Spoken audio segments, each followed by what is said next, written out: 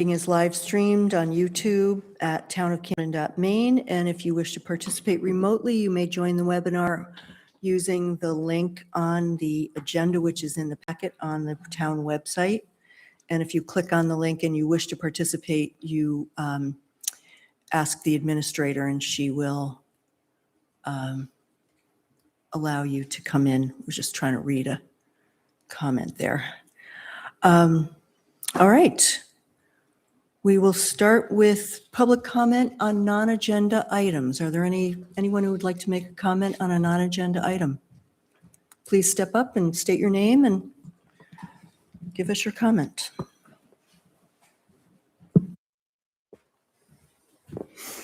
Wendy Andresen. Two matters I'd like to address. The first is a matter of public safety.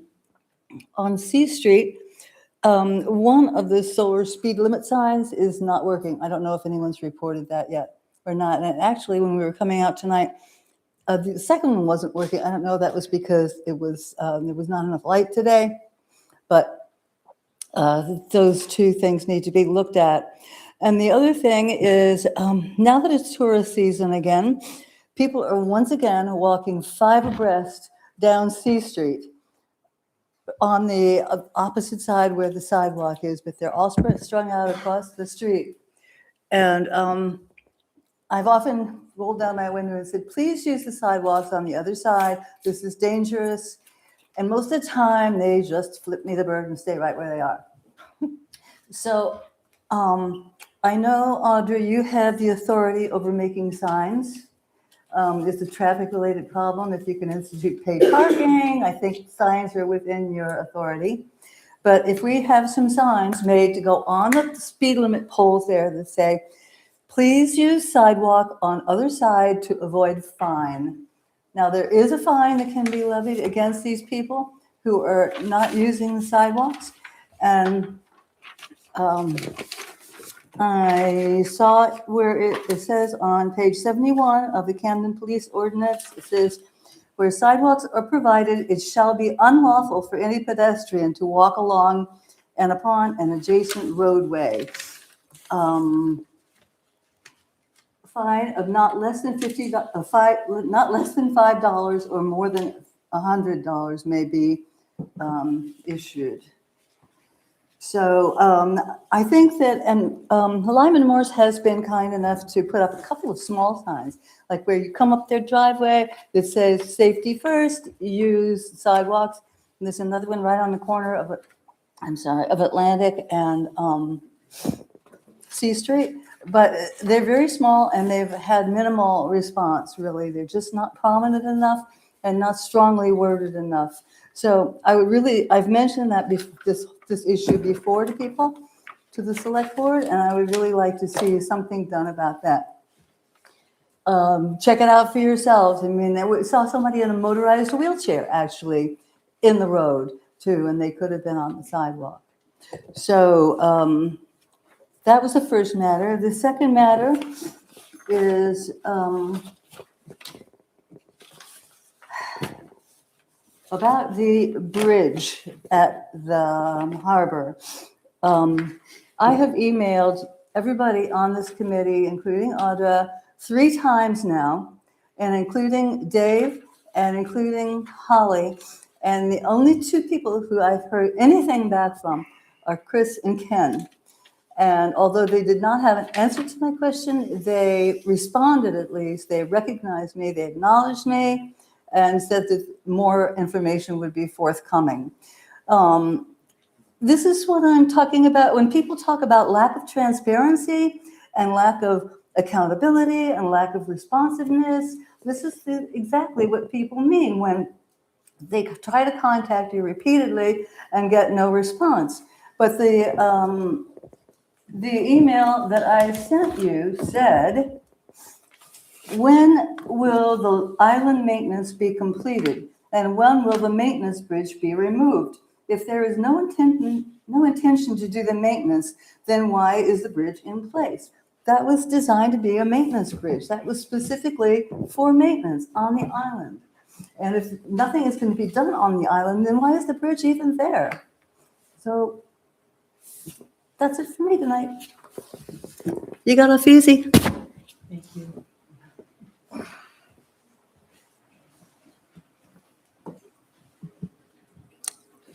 Does anyone else have a non-agenda item they'd like to bring before the board, before the public this evening? Seeing none. All right. So our first order of business is an update on the Wabanaki signage in Harbor Park with Colton Butler and Mateo Jakes. Welcome back.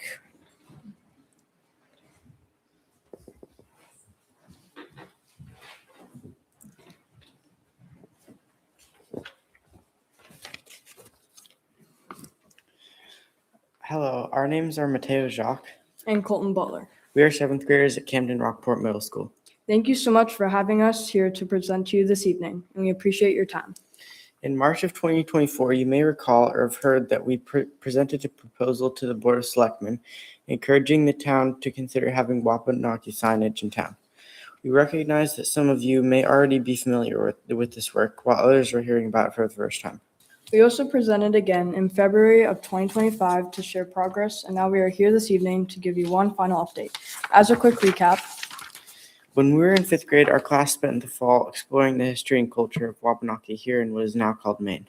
we questioned why we didn't have any signage in town, and we wanted to encourage the town to do more to acknowledge the history and impact of the Wabanaki. It was approved by the Board of Selectmen to move forward with this project. The Camden Library Board of Trustees also jumped in to support this work. James Francis and Gabe Paul from the Punawapskeg Cultural and Historic Preservation spent the past few years researching Camden and looking at the history in this area from a Wabanaki perspective. Gabe worked on the language translations on the sign, and James completed the artwork. We are excited to announce that the signs have been completed. One sign is going up at the library and the other one at Harbor Park. The Harbor Park sign describes the village life in the Mid-Coast. It shows the activities that Wabanaki would have been doing in the summer season, such as tanning hides, drying fish, or portaging canoes. The library panel displays the moon seasons, clan symbols, and tells the story of one of the earliest Wabanaki families here. This is also a summary panel that describes this project displayed at the library that James Francis also created. Both signs will also have a QR code that will link to the language where you will be able to hear the Punawapskeg language. A small group will be gathering for the unveiling of these signs on June 15th. Following June 15th, be sure to stop by the library in Harbor Park to see the signs. We would like to thank the Board of Selectmen, Heather Moran, Camden Library Board of Trustees, and Punawapskeg citizens, James Francis and Gabe Paul, for the work and support. Thank you for your time and support. Wow, congratulations. Does anyone have any questions for these young men about their project or how they've worked on it together or collaboration with their teachers and the library? I just have a quick question. Yeah, The unveiling on June 15th, what time of day is that? So there, It's there's been Monday. a small gathering. I think you have an e-bike that's come to the Board of Selectmen as well, but that one after 12 o'clock in the Harbor Park Eco after 12. 12. So there's a small gathering right before that for just the fifth graders, but after 12, it'll be Wabanaki drummers and they'll be making their unveiling at the Harbor Park. Thank you. Yes. So that was June 15th, June 15th, sometime after yeah. 12 Yeah, for, after 12 at the Harbor Park would be perfect time to come if you want to be there when the unveiling's happening. Great. Thank you so much That for was such- doing this. It's so rare to, a lot of times people have ideas, but it's rare to see the actual follow through because I know it's a lot harder to do than just slapping up some signage that teaches people. There wasn't like a pre-made sign already ready to go, was there? So they had to, yeah, I mean, it kind of had to be formulated on what they were going to do. So the work that was done the past couple of years, they said they're seventh graders, it was fifth grade when they started this, and James and Gabe did a lot of research work to make sure that the print on the sign was accurate for this area. yeah, and as I recall from our first conversation too, there was so much learning about how organizations work and working within existing structures and creating some structures that didn't already exist. So you've set yourself up for success in a lot of things beyond this project, I think. We're excited to see it. Thank you. It's going to be something for the heritage of the community that's really welcome. Thank you for coming out, of course. Okay, we'll move on to a presentation from Central Maine Power regarding power restoration and storm preparedness.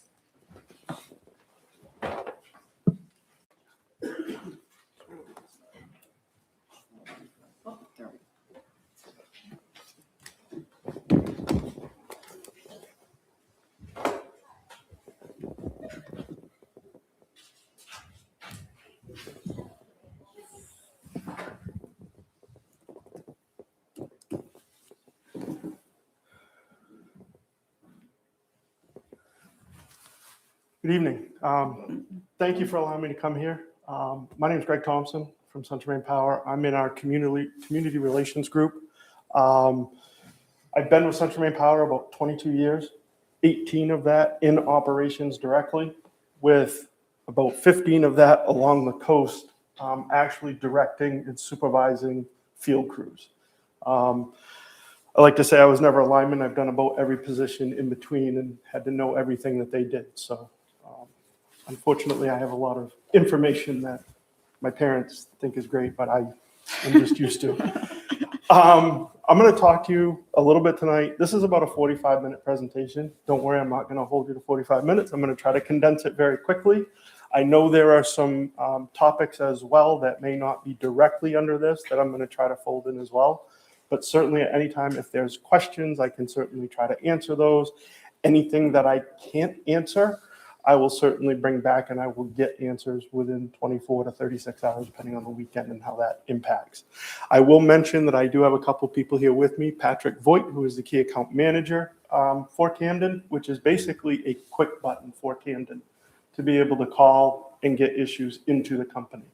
I also have Cameron, who's one of our rotational graduates. He's here evaluating how I do, and hopefully I get a good comment to my boss. I need everything I can get.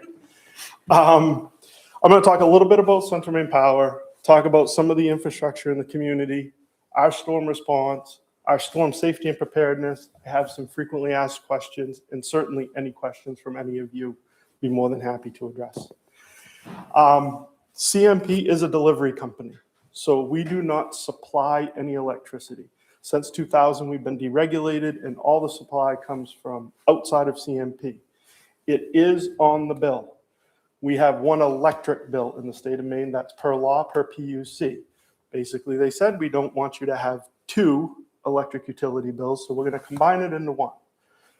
About what's on your bill, a third of that is for the delivery charge. The rest of that is public policy and supply, the other 2/3. We cover about 11,000 square miles and serve roughly 685,000 customers. We have 25,000 miles of line, so that's enough to cover the earth once. We also have over 125 years of experience, and I mentioned that because we've been in existence a little over 125 years. I bring this up, again, we talk about supply delivery. We still get a lot of questions daily about, how can you control the supply rate? We do not control it. It is controlled by standard offer or through a bid process by the PUC. That happens every year. It happens about in November. What I'm showing on the left-hand side is an app that you can get from your phone. It's on Samsung, it's on Apple Play, it's on Google Play. This is by ISO New England. ISO New England runs the New England transmission grid. We are an operator for the state of Maine, but anything we do that affects the bulk power system, which affects the region, goes through ISO New England. They also work through the competitive bidders, and they start supplying the market for the power. As you can see from there is a spot on there that shows you the resource mix. On that particular day, it was about 41% natural gas. In the wintertime, that usually bumps up to 50 to 60%. So when people say that natural gas drives the cost of electricity, that's what they're talking about, okay? There are things on there. You can see nuclear is still on there. That day it was 31%. Nuclear, that's Seabrook, New Hampshire, which just got about a 10-year reprieve. So in 10 years, we expect that likely will drop off. There is renewables on there. That's renewables at a transmission level. It doesn't count distribution level. And I'll talk about that a little bit later. There's also hydro. For some reason, they brought hydro out. I think that's just because it's been around a lot longer than some of the other renewable.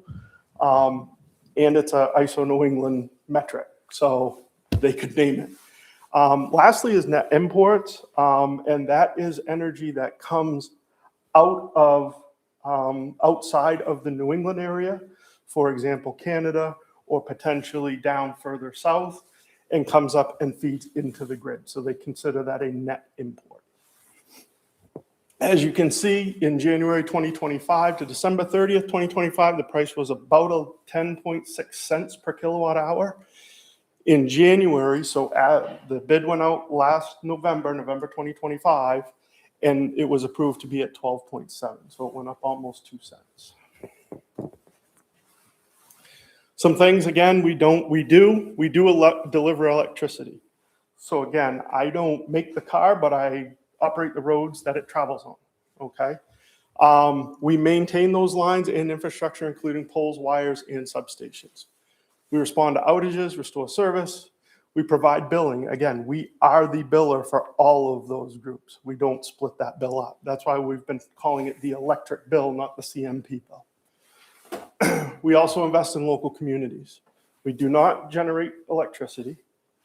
We do not set supply prices. If somebody does not choose a provider, then they automatically go to the standard offer. But again, that's a PUC function. Again, we don't choose the supplier unless people have not chosen, and then the default is the standard supply. We do not control the energy market, so again, we don't have anything to do with the bids. We are as surprised of all of you when it comes out, like on November 10th, we're all sitting around the computer saying, what's supply going to do today or for next year? And then we also do not manage communication on wires and poles, and I'll talk a little bit about that as we go through. So we really have three main components of the grid. So you have your transmission. These are typically the ones that run through the woods, okay? You don't see a lot about them. There's various sizes. That particular one on the left with the helicopter up in the air, that's a 115,000 volt line. We have two main voltages that run our bulk electric system. There's 115,000 and 345,000 volts. Typically, when we work on those, we have to have an outage, although we are working on trying, as scary as it may sound, it's really not, but live line work on 115,000. Essentially, you set a person on the pole with a helicopter and they're able to work in the energized space. It's a very detailed amount of work. It's a very specialized thing. We're not doing it with our crews yet. However, we are looking at the training. But again, there is a second tier to that. We call that the sub-transmission. That's 34,000 volts. That is what we do work on. Our local crews will work on that as well. And that feeds really substation to substation. So it doesn't go outside of New England. So is that, can you, whenever possible, can you refer to Camden and what we have here and what we might be seeing? In Camden, you do have 115 line that comes in and also 134 line that comes in. And they both come into the substation to feed that substation. And That one by the middle school and correct. treatment plant. And we call that a radial substation because it's at the end. There is no redundancy to it, okay? What does that mean exactly? Radial means there is no other way to feed it from any other separate source. So if we lose that transmission line, it doesn't come back until we fix that transmission line. In other areas, we have substations that may be part of a loop scheme. So I can feed that substation from multiple directions. So if that transmission line goes down, how many people does that knock out power In for? total, not just Camden, in total, about 3,000 customers. So the helicopter really there, if you can see, there is some tree work being done, that's one of the ways that we trim those lines. Now, those are the larger 115, 345 lines. Typically 45 lines, we're still out with a track bucket and we have people up in the air trimming the sides. The idea on our transmission, because that's so critical, we do have wider right of ways, and we do try to take down trees that could fall and impact the line. Next facility is our substation, so that would be what's over at the middle school. This, the one in Camden, is a distribution substation, meaning it goes right from the transmission and goes directly to customers. We have other bulk electric substations that will go substation to substation, moving power throughout Maine. So a little bit different application. We will tap off of those larger substations to then feed distribution substations, okay? In that substation, there's several parts and pieces of equipment. The steel has switches on it. It is energized. There are regulators, there are reclosers in there, and I'll talk about a recloser and what that does. But that little fence in the front, there's two fences usually. That first fence is an animal guard. In the event that something were to get in there, that is kind of the first line of defense, if you will. We also do put animal guards inside the substation. There is also a chain link fence all around it, as well as a berm, since there are oil-filled pieces of equipment in that. What kind of animals does that fence keep out? That fence, it will keep out pretty much every kind. Where it becomes challenging is if trees are allowed to grow and the squirrels can access it over them. That's So when they've usually said what we that the find. power outage was because of a squirrel, is it getting, It's typically not, the squirrel is not in the substations, it's on a transformer that's outside. So Okay. for example, when you look at the pole on the right, there's a transformer up there. That transformer does the same thing that's in the substation. It reduces power, but it's at the pole level. So Okay. when I get out to the pole, and for Camden, we run 1 voltage in this area. We call it 15 kV. It's actually 7,200 volts per phase, okay? We will take that 7,200 volts, run it through that transformer, it'll drop down to 120, 240 that feeds your house. Typically off of a 25 kVA transformer, we can run about 4 houses. To give you an idea, back when we all had 60 amp services, a 10 kVA transformer would run about 6 to 7 houses. So as things become more electrified, we're having to upgrade those transformers. so what is the squirrel doing specifically? So what happens is That the knocks squirrel the- gets up on the transformer, and it will try to touch something. It will try to touch something that's energized, and that the tank of that transformer is grounded, and that's what happens.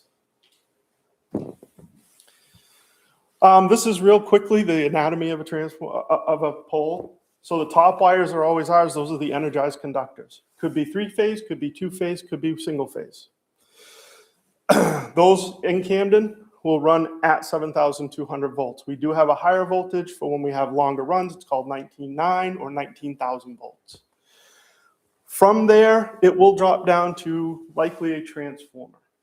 That transformer is to feed a house, could be a business. Those typically run 120, 240. We have some that are 120, 208. We have other voltages depending on what the business needs. In between, one thing that we have added for squirrels, in the past, when a squirrel got up on that transformer, it would take out all the 3-phase. In the past 5 years, we've gone around and put cutouts on all of our transformers so that now it'll only open up just that one customer. The other thing is it allows us to find it a lot faster. If there's 100 transformers and I've got to figure out which one it is, I can see that. I can't see one that's not protected, okay? Second line down underneath the transformer is called a neutral line. That neutral is a grounded line, but it is a current carrying neutral. What I mean by that, if the system is unbalanced, especially on the 3-phase, it will carry current back to the transformer. We do have to be very careful about that. If they come down, sometimes we have people from the public that will go up and cut them. When they do, there could still be energy through that. And when they do, you'll see this big long arc come out. Okay, not a good situation. Just off of that, you can see the red that's kind of twisted. That's what goes to your house. That's what we call a secondary cable. It's 3 wires, 2 of them coated. I did not say insulated, and I'll talk about that, but they are coated. The other one is a neutral that is not coated because technically it's a ground, but it also carries imbalance. The last 3 lines are communication. Now, typically on a pole, and in Camden, it's no different. It will go fiber optic or internet. It will then go cable, and then it will go telephone. Always in that order. Those are attachments, so there are attachment fees that go along with that. So I know one of the question was, who owns the poles in Camden? 95% of the poles are owned by CCI or now Fidium. Okay, so they are telephone. What used to happen, this was more than 10 years ago, every once in a while they took a pole, then we took a pole. They own about 30% of the plant, but it was never really, you always had to look at the pole. The way you could tell, if there's a stamp on the pole and it's our stamp and it's at the top, we own the pole. If ours is at the bottom, telephone owns the pole. Okay? What happened was about 10 years ago, telephone came in and said, look, we're downsizing, we need help. We want to split it up just by town. Make it easy, by town. So we said, okay, fine. So they picked their towns that represented 30%. Camden was one of them, so they own the poles, regardless of whose stamp was where. As we've gone on in this, and we've had customers that come in and want power, they may come in, it might be a mid-span pole, and they say, you know, it's too far from either of the current poles, so put in a mid-span pole. Even though it's Telsat, well, since it's Telsat, I have to go to telephone and say, would you set this pole? Typically, what they will tell us now, well, if the customer does not take service from us, no, we won't set it. You set it at your pole. So I'm not going to say that there aren't any poles owned by us. I can tell you it's very few, and it would be typically new poles. We also have the issue if there's a broken pole at night. Quite honestly, they have about right now an average of a 4-hour response time. I am not going to let our customers sit for 4 hours. When I was a district manager, I would call them, tell them, hey, your pole's down, come fix it. They'd tell me 4 hours. I'd say, pole's going to be set by the time you get here. We're not waiting. What they will do is they will then convert that over to our property, and now they're paying fees to us to attach to our pole. The reverse is true. If it is their pole, we do pay them fees. Okay? So I'm looking at the 2022 letter from CMP to our assessment office, which says that CMP owns everything. The letter, I'll send it to you and maybe, Please. But it's, you know, you guys are the ones paying the property tax on it. Has the total value. Please. I know there was a time that we were looking at doing that, and telephone rejected us. So that's been one of the really frustrating things, is you think you get the final answer, like reporting to our assessing department that CMP owns everything. Sure. And then somebody else says something different. Yep. And I'll get you that answer. I'll send you this. One thing I will say, even for us, as I just told you about broken poles, it is hard for me to even get a hold of them. And I have some of their supervisors' numbers. We certainly answer the phone, and we will go to telephone on your behalf and say, this is a problem. We need to address it. About 50-50 on whether or not I get a response, but we will push them until we get somebody to answer us. There is a mechanism when we change out a pole. There is a mechanism called all-in-one. It sends them a notice that says, we've changed out this pole. It's time for you to do your work. I can tell you Camden is not the only one dealing with this. Every town is dealing with this. Sanford just attacked this and said they were going to employ a contractor to do a one-touch program. They're actively working it. What's a one-touch program? What's that? What's a one-touch? One-touch program means they transfer telephone and cables wires, then they pull the pole and they're done. Pole's all gone, the second pole. I don't know the mechanics of it. I know CMP looked at doing that, but there was a problem with being guaranteed we would get paid for it. So quite honestly, we kind of said we don't really want to put ratepayer money at risk doing telephone work.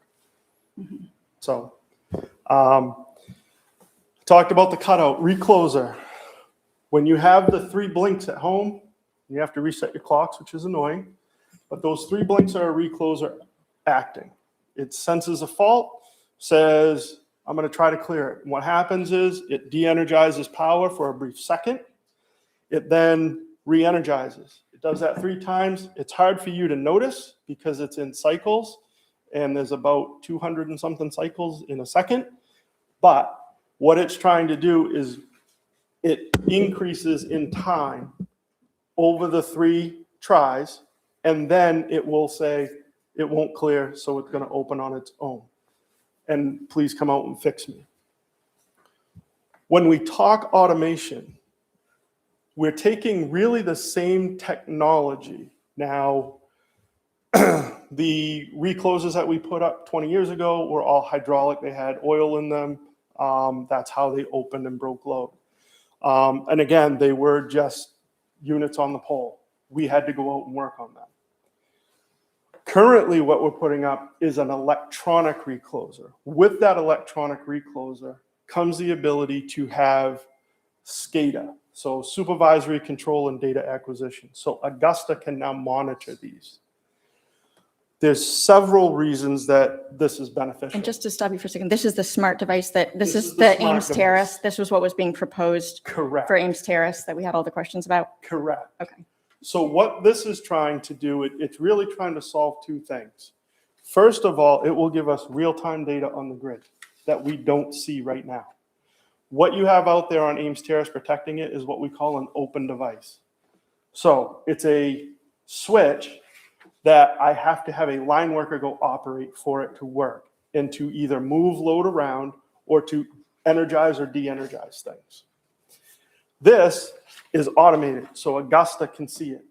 So if it opens, the crew can go down, look at it and say, nope, everything's good, close it from Augusta. They don't have to travel back and forth to the device. They don't have to do anything to the device.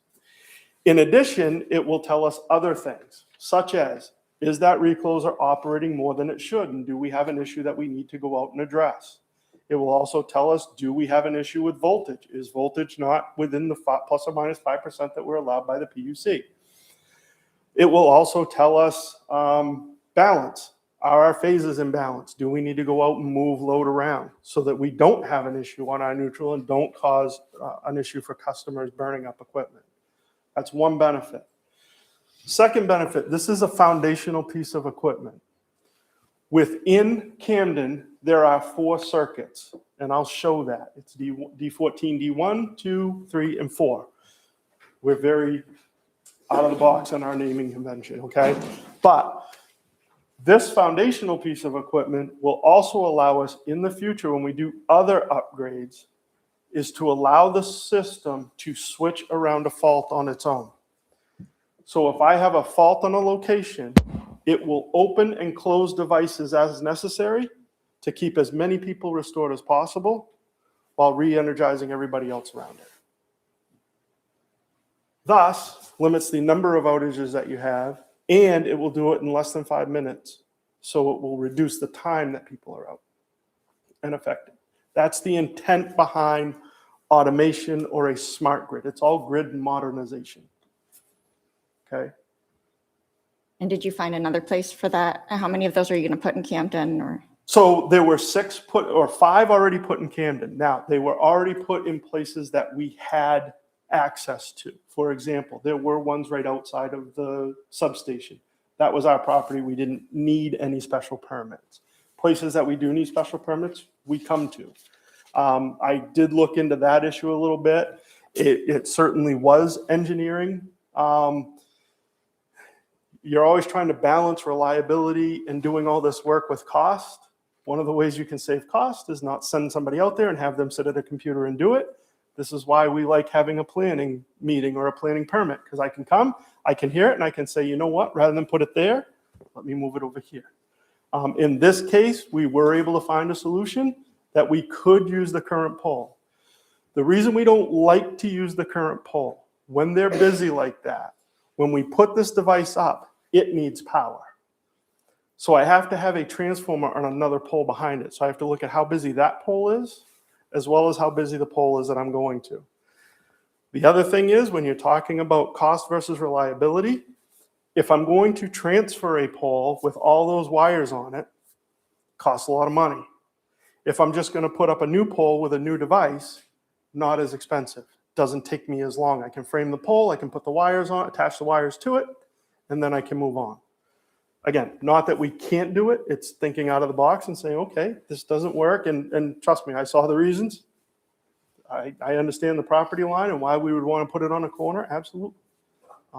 So that's stuff that we've brought back to the team and said, we got to do better. We got to do better and look at the property lines and say, where are we putting this? So any questions on any of the devices? I will say the other thing is when you look around the town, a lot of the poles are probably, and I'm going to guess, but from the 60s and 70s. They're very, very small poles. They will not carry the weight of these new devices. So when we go in, not only are we putting in a new device, we have to put in a new and bigger pole. The other thing is with the communication, we're using a lot of radio communication. So a lot of it's line of sight. So you're adding another 5 feet to the pole just for the antenna. So there is a reason that we do change out the poles when we do that.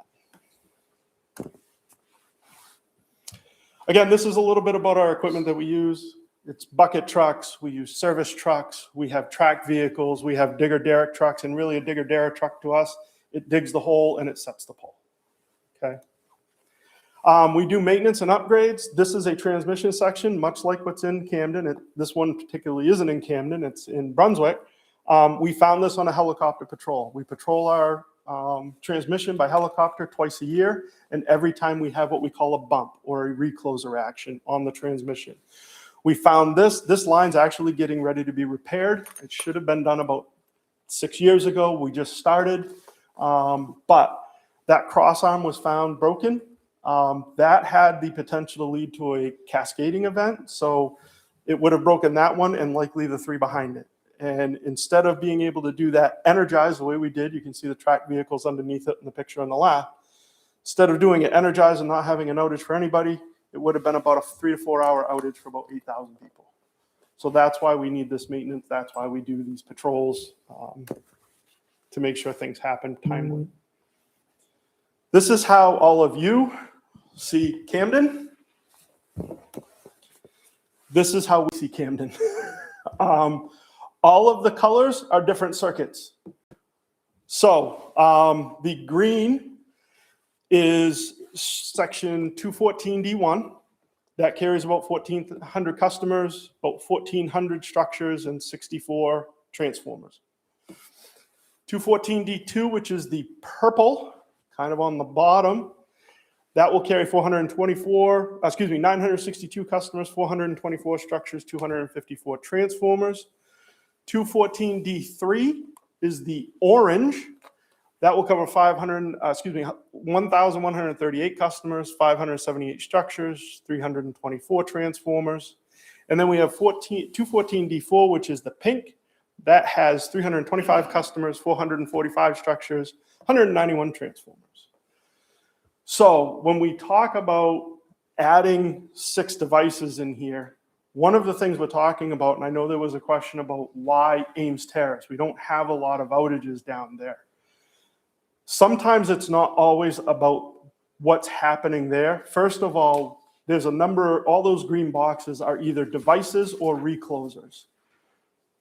That's what we're targeting in this. Rather than come down and do one, I'd like to upgrade them all at once. And that's why we did 6, even though there might be some areas that don't have as many outages as others.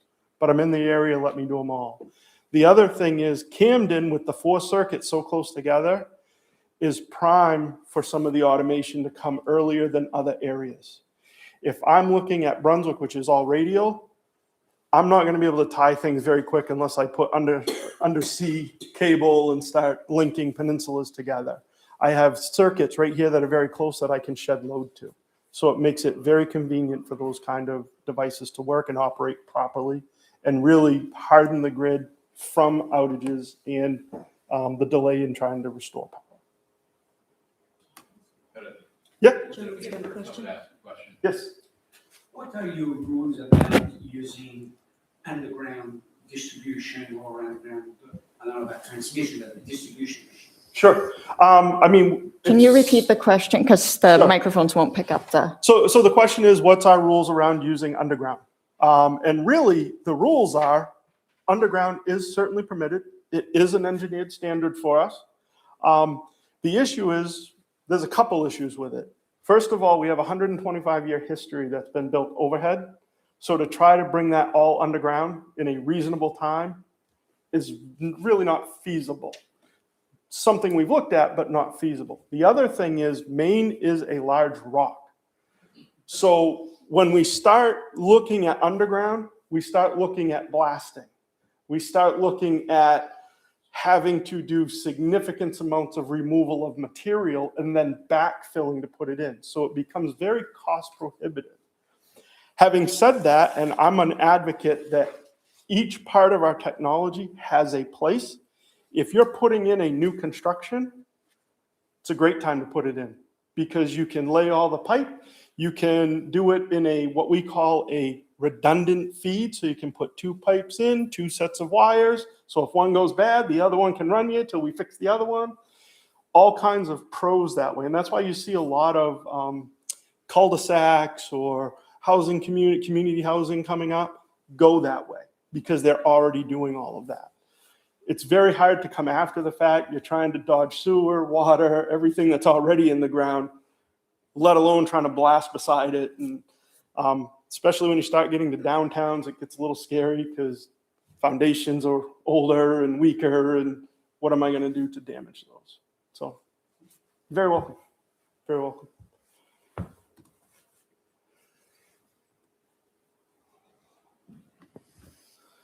So for the storm response, we typically prepare at least 3 to 5 days in advance. I get 2 to 4 weather alerts a day. When there's actually weather coming in, I get about 6 to 10. The first thing we do is we make safe. And one of the things that we've worked hard with fire departments, police departments, we've worked and trained with all of them. They've all come and seen all of our demonstrations on safety as well as how we work together. One of the things that we do is we make safe. So they have a mechanism where they can work through their emergency management director. The emergency management director has a liaison right from CMP. Pat Voigt happens to be sitting right there. They can call him, say, hey, we have this road that we need to get open because, it goes to Penn Bay Hospital and that's the only way in. Get this done now. He can get that right to the crew and they can make sure it gets open. Now, notice I didn't say restored. We try to open first and then we start doing our restoration. So that's that whole make safe. And again, during the height of the storm, one of the things I caution people about, our buckets are only meant to be able to go into the air up to about 40 miles an hour. When you start going greater than 40 miles an hour, bad things start happening. Now, I'm not going to say that you're not going to see some of our line workers get a little aggressive with that, but I challenge you to go up in a 40-foot high area and 40-mile-an-hour winds and not be a little freaked out by what's happening down below you with the truck. Assessing, horrible term. We all hate it. We have no other way to explain to the public what we're trying to do. And really what we're trying to do is a storm's going to happen. We have to be able to get some time to look at the system and see what we need. Now, in that time, I'm still doing restoration. I'm still doing make safe. I'm still doing all kinds of activities. But I'm trying to figure out what's the extent of the damage. How many more crews do I need in? Do I need specialized equipment? If anybody remembers 2017, it was a major windstorm. Just in the Brunswick service territory alone, which covers from Waldoboro all the way up to Yarmouth, we had over 1,500 broken poles. More than half of those were ledge poles. At the time, there were 3 ledge trucks in the state. We needed ledge trucks. We ended up bringing down 15 backhoe type vehicles that could hammer into ledge from Canada. So I'm trying to figure out what do I need for specialized equipment. What you're going to see is it'll say assessing. If you get a date and time that's reasonably close, likely we're on your circuit and we're trying to get it going right now. Otherwise, you may see a date that comes out that's 2 to 3 days in the future with like a 10 p.m. What we're trying to say is that's a global ETR. and we expect the vast majority to be customers to be on by then. Likely within that time frame, you're going to see another text come through if you have text alerts, and I strongly suggest you get it.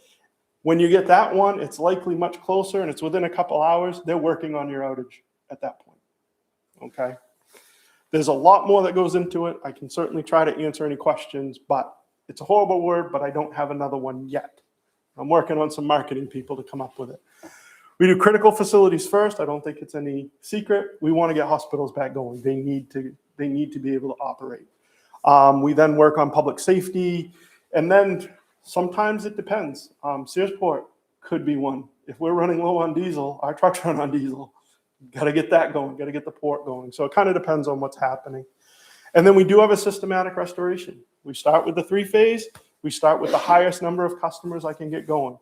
Likely what that means is we're going to get the backbone going. So if you think back to the picture that I showed you with all the circuits, if you take like the orange, the main orange line that comes down, I'm trying to get that going first. I may open up all kinds of roads on the side just to get that part going. Then I'll go back and I'll work on those side, what we call side tabs. Trees are the number one outage. And I can tell you, I looked at Camden's outage numbers for the last 5 years. Trees are the number one. Followed closely by squirrels or animal contacts. Now, there's two reasons for that. If the trees are too close to the lines, that's how the squirrels get a lot of times onto the wires. So trimming trees does two things for us. But trees are the number one cause. And a lot of times it's trees outside of the right-of-way. So our right-of-way, we are allowed 8 feet either side of the pole, 15 feet canopy. Okay? We have gone to the commission, it was about 3 years ago or 2 years ago, and said, we need to do away with the canopy on the 3-phase, because when a limb comes off and it goes cross-phase, that's how you're going to get your outage. And we did get approved ground to sky. So when you stand under our wires, you will look up and you will see sky. Still 8 feet to the side. Now, on a 70-foot tree, 8 feet isn't very far. We do have arborists that go out routinely when we have tree outages. And not only are they looking at the tree that came down, they're looking at the trees around it and saying, are there any danger trees that we should also approach the landowner to remove? Okay? It is very much an ask, not a requirement. So we do try to work with people. Sometimes they can tell us no, which does cause challenges, but we try to work through them. Again, it's cycle-based, so we do it every 5 years. There are limitations in what we can do. We do work with towns, try to let them know what circuits we're going to do in a particular year. And it's not a one-time fix. They grow every year, and they're constantly growing at different time periods or in different lengths every year. This is just some stuff on our website to talk about being safe. No lines safe to touch ever. I can't say it like Jim Wright, so I'm not going to try. He is still working for the company, in case you're wondering. Have flashlights ready. We do have a life flight program, so anybody that has medical equipment, they can sign up for this. It doesn't necessarily mean I can prioritize you on restoration, because if you live down a single phase line, I still have to get the 3-phase going to you. What it does do is we will call before the event happens and let you know what we're seeing, what we're expecting, and we will keep you updated at certain intervals throughout the outage to let you know when you can expect power to come back. Never backfeed a generator. I feel like I shouldn't have to say that, but then every storm our crews go out and we'll find one backfeeding onto the system. Again, who to call when. This is more for the fire departments. When we get into a big storm situation, we got 100, 200,000 customers out. You can call me about a limb laying on the line, but I'm going to find it when I get out there. It's not necessarily an emergency, so don't call my emergency line on that. That emergency line works during storms for fire departments as well. So if they have a structure fire, they can still call us. We can still de-energize your grid. We can still respond to them as soon as possible. So that's why we try to keep that emergency line open. These are some resources. So again, we have the website, we have the outage map, we have report outages, we have safety information, updates and alerts. We also have the mobile app. I like the mobile app because Typically, I'm not home when my power goes out, I'm at work, and I don't have to remember my account number. I can just go on it and say, yep, no power at this location. But it will also push notifications such as alerts, like I was talking about. You can do some account management, and there is an interactive outage map on the app as well. So again, I think I talked about the burying the lines. It is expensive, but again, due to the rock that we're on, it's very much a challenge. Why don't we cut more trees? Again, a lot of the trees are on private property. And so we are somewhat beholden to those. Now, one thing that we talk about there is covered wire. And I brought some just to give you an example. So for about the past, since the 90s, we've put up this wire. This is what we call 1/0 AAAC. It's an aluminum wire, okay? It's what we call open conductor, so there's nothing covering it. Tree comes down. One of two things is going to happen. It's either going to break it because of the weight of the tree, or it's going to burn it. And typically on 1/0 AAAC, it'll burn it. We do have, from the 50s, some copper still out there that works very, very well. Much thinner. It's about the width of your pencil lead, okay? So how are we trying to deal with that? One of the things we do is we go to covered wire. So this is a covered wire. You'll find when you see it, much, much stronger. You're not going to bend it very easy. This is meant so, quite honestly, if anything comes in contact with, whether it's a squirrel, potentially an osprey, potentially a tree, it will not cause an outage. It will hold. Now, again, it's not insulated. And let me talk about that. Insulation to me is it is tested every month and it is rated for a particular voltage. This is none of that, because once it gets in the air, gets wet, gets dirty, gets a hole poked into it, it's no longer an insulating value. It's a protective cover. So if something were to touch it inadvertently, likely nothing is going to happen. You won't even know, your recloser won't even operate. Challenge for the fire department, when this comes down, what's it look like? Cable and telephone. So we have to tell them, be very careful. This could lay on the ground energized. It will not operate our devices.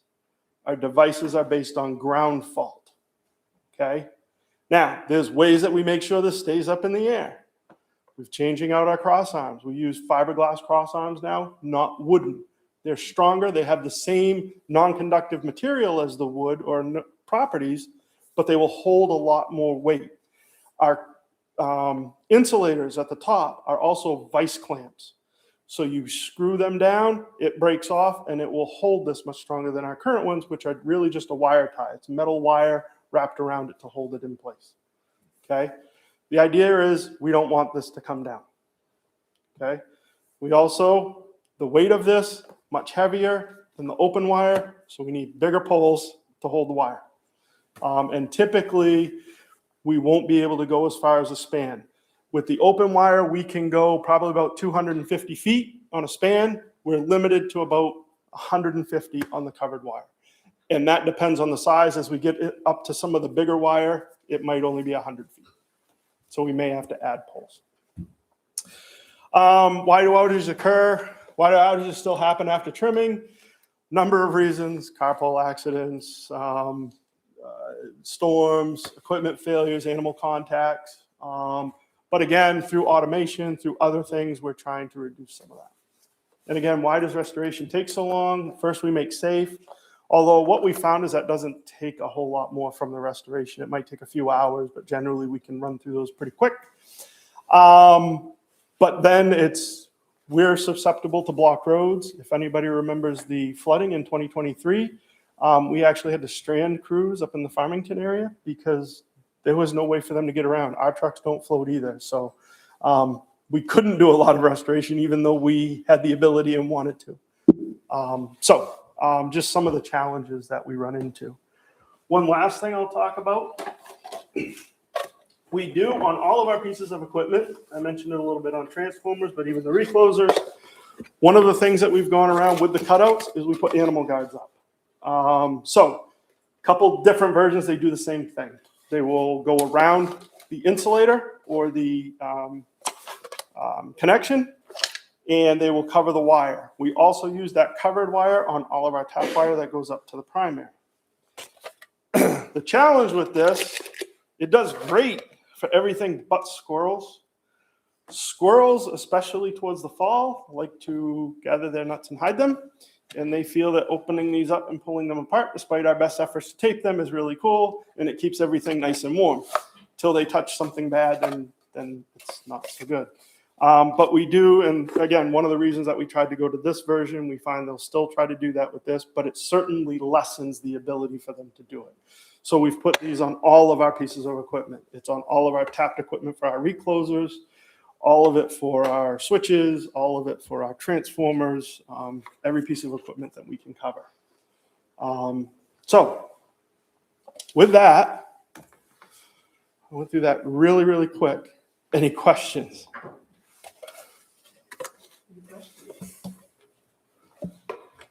Gentlemen? Allison? I just have one quick one, and I'm about to send you that Yep. 2022 declaration. It says you're on about 2,600 polls. Okay. How are we doing with, in terms of just to quickly touch on the Osprey situation and the possibility of CMP joining the Avian Powerline Interaction Committee and developing some best practices around that? Sure. With that, our application is in and pending, as well as our payment. So we are in the process of doing that. And once we get in that, our environmental people are going to dive into that and start working with that. We did just today, I was sent another different deterrent. This one is more for cell phone towers, and it acts kind of like an umbrella. I have some concerns about it because it's meant so that it can open, but it will also close. And my concern is the closing feature, that if the birds try to land on it, it may collapse. And now I've brought it into the conductors. And now if it's wet or something, I may have caused an outage that I didn't intend to. I know it's plastic, but again, water and electricity don't mix. So we have to, I just got it today. I got to do a little bit more looking into it to see, is there a way we can lock it into place and make sure they can't mess with it. But we're still investigating and looking for options. But that's wonderful. You actually submitted an application to join. and Yes. Yep. That's wonderful. Well, hopefully the idea is they would be able to provide best practices for the Yep. type of deterrent. And that's great. Absolutely. Thank you so much. I have a quick question. So, when do you plan to have your plans documented for those other 6 locations that you were looking to put the devices that effectively route power? So they're already installed. Okay. They are not what we called commissioned. So for example, there are 2 already at the substation. Those devices actually are not energized yet. There's no electricity running through them. They're open on both sides. Our commissioning program is such that we have to go through a number of steps so that we don't cause an outage bringing something online. So there's testing and all of that. I expect that's going to happen likely by the end of the month, and really the work is done. At this point with Ames Terrace, we have pushed it off. There's been some other changes with funding, so we're trying to get it back on the schedule. I don't know if that's going to be this year. We may have to come back next year on a one-off and do it. So that's the last one. Any other questions? I mean, I could go an hour, but I won't. Drive by Atlantic Ave on your way out of town. Okay. See there's an issue with a pole there that I think you guys have been alerted to, and a major sinkhole in the causeway. We and are working on that right Alex- now with our contractor to address that as well. That looks pretty serious. Any questions from the public? Yes, sir. Who manages the bid and the contract for the supply side rather than the energy side, as opposed to, I know the distribution is yours. Yep. Who does the bidding and the award of that contract? So the question is on the supply side, who does the bidding, who does the awarding? It's all through the Public Utilities Commission. They open that up as a case, if you will, in November. They start taking bids, and then they open up the bids somewhere mid-November. But if you go onto their website, the PUC, you can actually see when all that occurs. the CMP has a supply side of the business? Nope, we have no supply. We have a billing part that we get fed information from the supply, but we don't supply. Well, I mean, where Avangrid has it large. Yeah, I mean, Outside the state. so Avangrid does have renewables. We can't supply to ourselves, so they don't supply in Maine. So, yep. Okay, well, thank you so much for keeping us updated. I'm sure that if there's anything else significant, you'll Absolutely. keep us Yes. apprised. Thank you. You're welcome. Thank you. Thanks, Allison, for making that possible. Can you do anything about these lights? It just got dim and Yeah, what just happened? The screen change. Oh, Oh, here so we it go. changed Okay, okay. You Ambient lighting. That was it. went from a big white screen Got it. to a darker. Okay, moving right along, we've got approval of the minutes from our previous meeting. All of that is in the packet. Any questions, deletions, corrections, amendments?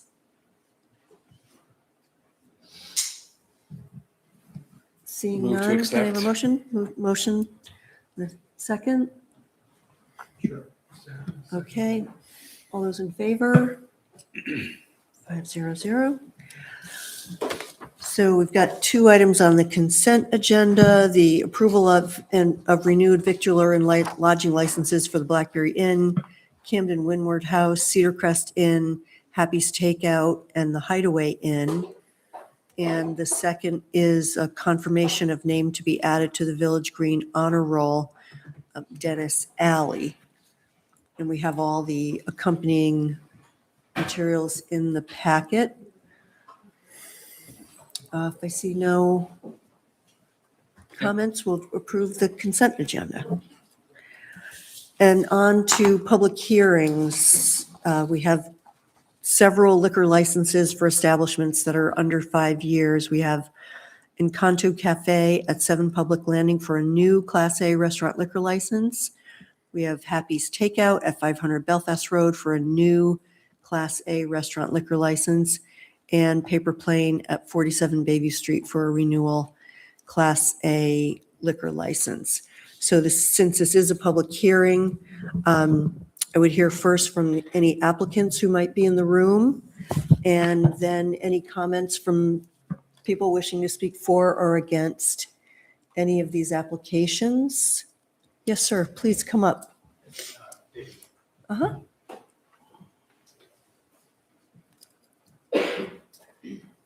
David Norton for Encanto Cafe, used to be Bistro Cave, and I'm here if you have any questions. Great, thank you. So is that the Bistro Cobb? There used to be, well, it's next to the backside of Unique One, Yes. essentially. Yeah. And it's going to be now. Encanto Cafe, Similar style, or what differences are you it's going going to to bring? be Latin American, but it's the same. We've been running the restaurant for 3 years, and then the primary owner moved, and then we bought it, and now we're reorganizing and doing some remodeling. Oh, so you've been in there already, that's been. Yeah, your- so my uh-huh. wife, she's been the chef. She was Uh-huh. a chef for 3 years, and then I ran the music and Hmm. did the dishes and whatever else needs to be done. As one Is does. the music going to continue? That was all. Music, there will be a little bit of music, but not as much because they're putting hotel rooms in above us, and Oh, so okay. the noise Mm-hmm. can't be as much. So maybe a little acoustic stuff, but Great. nothing. Can go outside into the public landing and make music there. Maybe. Yeah. Yeah. It'd be That's nice to wonderful. Congratulations. Thanks. I love the name too. And It's Encanto Abuela's Cafe. Oh, lovely. wonderful. My mother-in-law, she runs the kitchen, and she's the general. So. Wonderful. Well, we look forward to it. New option in Camden dining. I love that. You have a hand raised on. Yes. Go ahead. Whoever is online. Is that Melissa? Yeah, I'm just here waiting for my turn. I'm not, just wanted to let you guys know I was in for Happy's Takeout. And we're really excited about the Encanto Cafe. It's going to be absolutely fantastic. These guys are great. Excellent. And too. so you're Happy's Takeout. Yes. Great. That'll be fun to see that up and operational again too. Thank you. Thanks, David. Okay, anyone else wishing to speak for or against any of these? I just have a question on the takeout. Yeah. You know, it looks like it's a 20-foot setback from the edge of the road and even less from the edge of the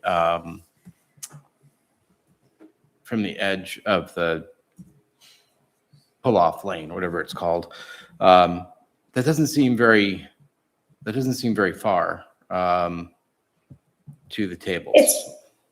It's supposed to be a 30-foot setback for, wait, do you mean as far as like this eating area in front of the takeout? No, the ones, just- the caged area, the fenced area for the alcohol and the 4 picnic tables. The fenced area will be, like, the whole space is gonna be like a 75 long by 40 wide space that's the fenced in area, but it's going to be set back off the road quite a bit more than that. The DOT has us 30 feet from the center line, 33 feet actually from the center line of the road to be putting any like signage or a fence. We have a proposed like 6 foot tall fence in that's going to go as like an alcohol serving area. But it's going to be quite a bit farther off the road than that. So you're saying it's going to be further than 20 feet off the road from the white line. Currently it shows 20 feet. I don't know. Jeremy, have you looked at that or any requirements there on setback there? I think it's just showing that line as. We did look at it, and it's all in a space that's been used previously as well. And Melissa's been working with DOT quite a bit. So everyone is aware and we're good. Continuation of the takeout restaurant that's always been there. So yeah, we're in a good place. We reviewed it with her and the state liquor folks and state food folks as well. Yeah, it's just never had alcohol served there before, so we're like working with the alcohol licensing to make sure that it's all under their understanding. It will be only served in the fenced area, not right in front of the takeout, so that can still be like a very family-centric zone. And yeah. Yeah. Excellent. Any other questions? Yes, this is the old Balloans building? It is, yeah. Okay, thanks. I had trouble orienting where it was. And so it says in your application that any liquor beverages will be delivered to the picnic area? You don't have any inside seating, is that right? No, there's no inside seating. There's going to be seating in front of the building, just like a few benches and like small tables. And then the majority of seating and all the alcohol will be carried from the takeout by employees to this alcohol area, unless we are having like event nights, in which case there'll probably be some sort of like little restaurant kind of kiosk for drinks where there'll be an employee out there serving and we won't have to like carry things back and forth. But that's what we've worked with when we've been talking with both Jeremy and Mark from the alcohol licensing as being an approved possibility. Thank you. Yeah, thank you. Okay, any further questions or comments for or against? Seeing none, can I have a motion to approve? So moved. Second. All those in favor? Okay, That's for Happy's? that's for all three. All three. For all three. And then we've got the special amusement permit for Happy's Takeout. This is a public hearing is required for all special amusement permits, new or renewal, even though they expire with the associated liquor license. So this is a brand new one for Happy's Takeout, and we also have the accompanying documentation for that. Motion to approve. We have to have a Oh, no. here, I mean, Sorry. Yeah. at is least there ask any- if there's yeah, commentary anyone or. we should- Sorry. Melissa, do you have any more you'd like to say about that? No, I mean, we just, we've created this zone, like I said, it's like 75 by 40, and it'll be fenced in for alcohol consumption only in that premises. And we plan on having a small, informal stage. So there can be music and open mic entertainment and presentations. And so that will be our special amusement. Is there any particular, have you talked to any of the neighbors that might be in earshot of that? I mean, there's not much out there. There's a couple of folks, but. There's not much. We're next to the state park and I'm in alliance with them. We're going to be helping doing kind of like Friends of the Park, raising money and doing lectures and stuff there from that special amusement area. And the only other neighbor across the street, I have not talked to. It was pending you guys' approval. And as far as I know, they are very interested in the whole spot and have approached Fred Boulogne in the past about doing stuff over there. So I'm in hopes that they'll be happy about it, but we're going to keep pretty reasonable hours. So. Good, thank you. Okay, any further Yeah. questions or concerns from anyone? So I'll take a motion to approve I move to approve. in a second. Second that. Any further? All those in favor? Okay, moving right along. So we've got action on the Land and Water Conservation Fund grant request. I see Jeff Nathan is here. Do you want to? I'm going to go get a tissue for my allergy.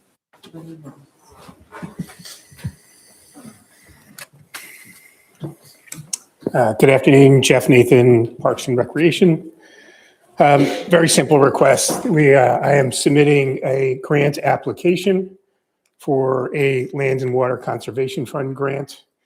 This is the first time that I'm aware that the LWCF grant requires select board approval in order to submit the grant. So the memo that I provided to the select board, my attempt to outline specifically, that and what's the grant is for, which we're using primarily for two significant things at the Ragged Mountain Recreation Area. First is the build out of the beginner and intermediate trails, mountain bike and multi-use trails that will essentially occupy the space below the summit of the double chair. And the second is the paving of the parking lot at the Snow Bowl. Lot riding on this grant is contingent upon two other grants that I'm also applying for. So I'm staying optimistic at this point. But really the punchline for all of you today is it does require a documented select board approval in order for me to submit the grant. And what are the other two grants? One is a main destinations planning and development grant. What is that? What is the intent? The intent of that grant will do several things for us. One, it'll improve our wayfinding at the Snow Bowl. So for the existing trails, when you pull in the Snow Bowl, where do you go? And what is there to do? It'll cover that. It'll also cover trail counters. So part of this will be to be able to actually get data on who uses our trails. Part of it is to help bolster the sort of the informal consortium right now between land users, between us and or landowners, between us and Thomaston.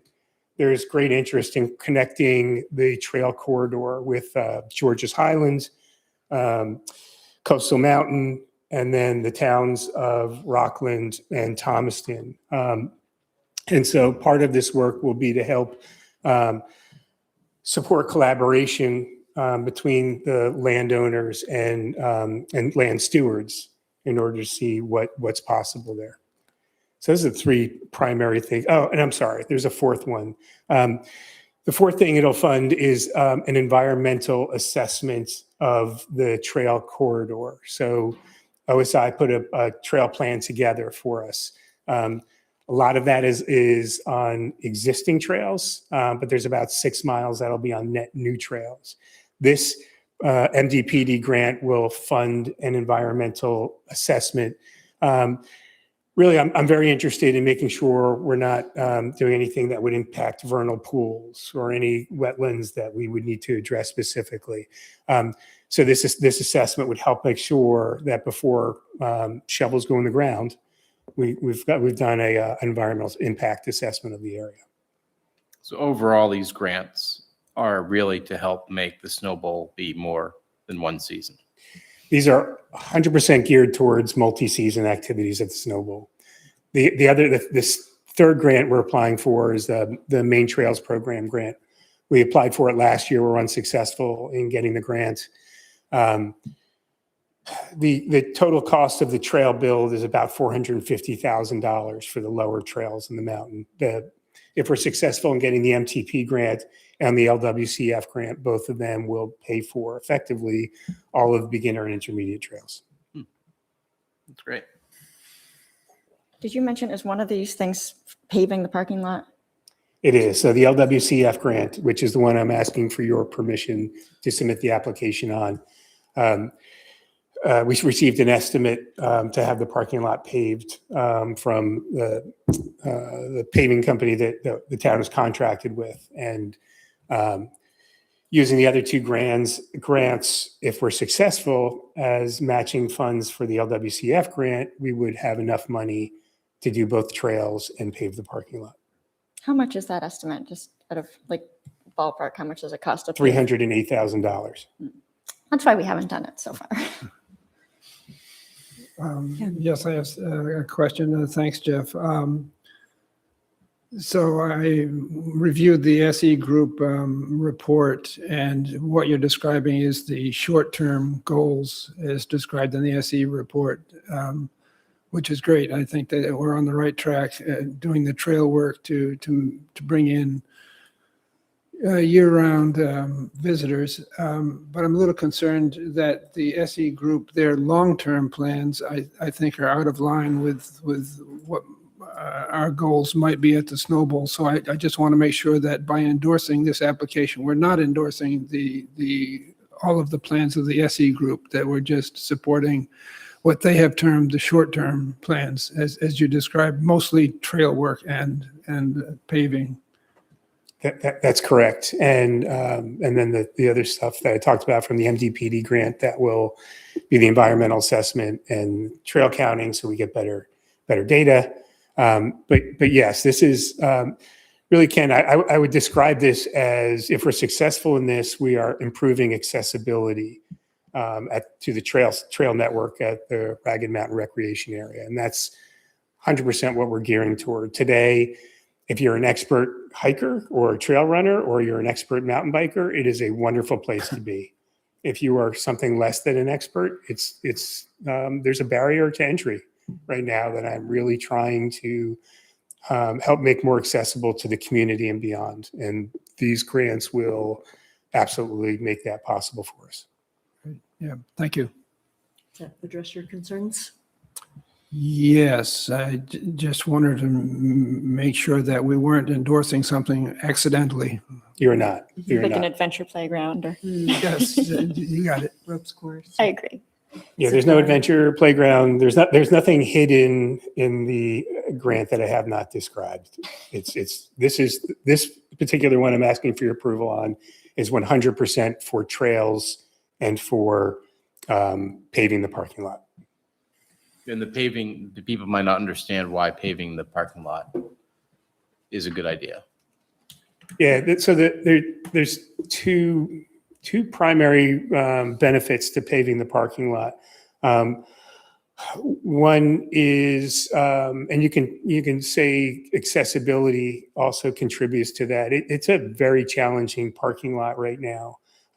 If you've been out there in the winter and have to deal with the potholes, it's not a community friendly space. And it can be much more accessible and things like having people parking. We can get more cars into the parking lot when the parking lot is paved and striped, because we'll be able to instruct people on how and where to park. So there's that community aspect of it. The second aspect, which is the benefits, the environmental benefits of paving the parking lot.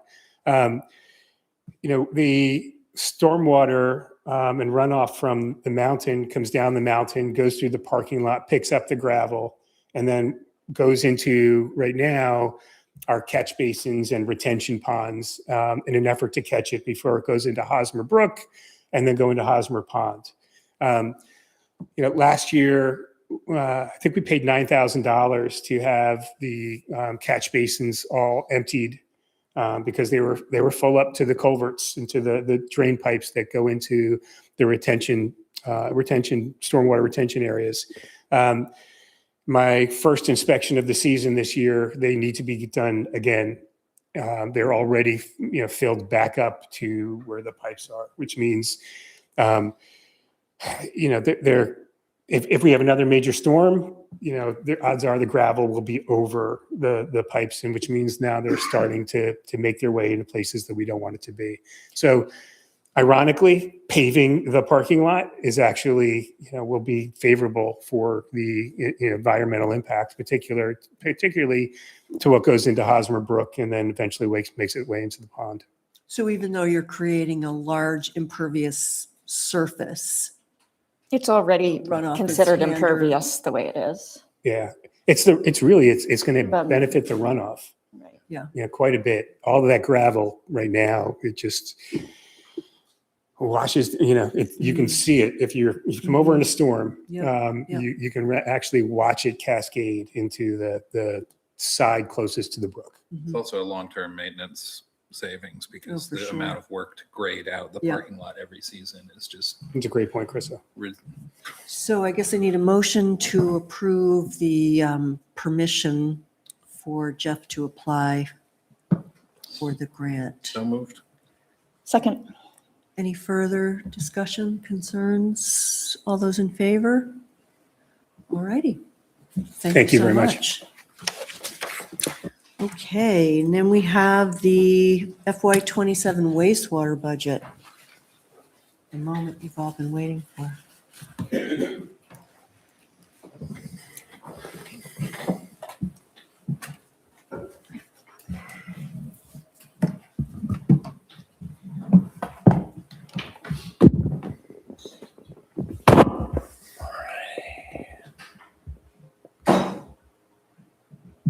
Coming right up.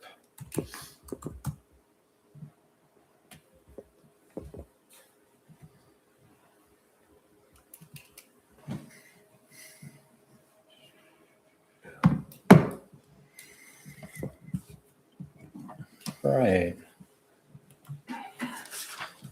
Audra, what is the fiscal year on? FY27. Is it June 30th as well? Yes. Yep. Good evening, folks. Just going to run through a brief presentation of kind of a status update on the collection system, the treatment facility, our department staffing levels. And then I'm going to be passing it on to Dave to talk through changes to the budget and sewer user rates. Wait till this pops up. Oh, yes, and you are? I'm Justin Gove, the town engineer. I support the wastewater department and the public works department. Thank you. Very welcome. Thank you. Well, while we wait for it to find the HDMI, I'm trying to disconnect, reconnect. It's about the extent of my IT prowess.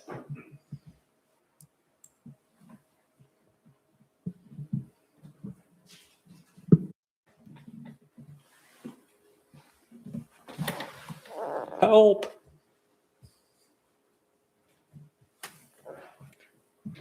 It's going to be a lot more interesting with the graphics, but I'll just start. The CMP did something to I'll us. I'll start on it. So run through of the projects that we completed in the collection system. Well, first I'll touch on the wastewater department staff. This is unchanged from the previous fiscal year.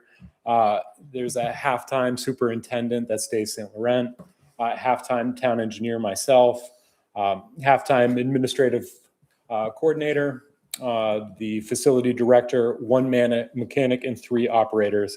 Again, that's unchanged from the previous couple of years. Collection system, we had a number of successful projects that were completed this year. Utilizing some leftover funds from the rural development grant for the wastewater treatment plant upgrade, we replaced the emergency backup power system, the generator at the Rawson Avenue pump station. That's a critical facility for us as it conveys a significant amount of the town's wastewater flow as well as all of Rockport's flow to the plant. We also rebuilt one of the 3 pumps at the Bayview pump station. Those are fairly significant 105 horsepower pumps, and the rebuild on them is a fairly costly operation. It's about $70,000 to rebuild one of those pumps. So both those projects were completed using residual rural development grant funds and are both operational right now. I have 2 really great pictures of a generator and a pump, but you're going to have to just trust me on that. We also finished the Molyneux Sewer Extension project. That was the impetus for that project was to provide sewer conveyance for the Mountain View community. There's approximately 52 homes there that have been on a septic tank for I don't even know how many decades. And Steve Beveridge has been hauling their flow to the treatment plant that is now conveyed via a new pump station located at the to the entrance to the community. There's a force main that runs up Molyneux to just beyond Start Road, and from there it flows via a new gravity line to the existing gravity system at Riverside Drive.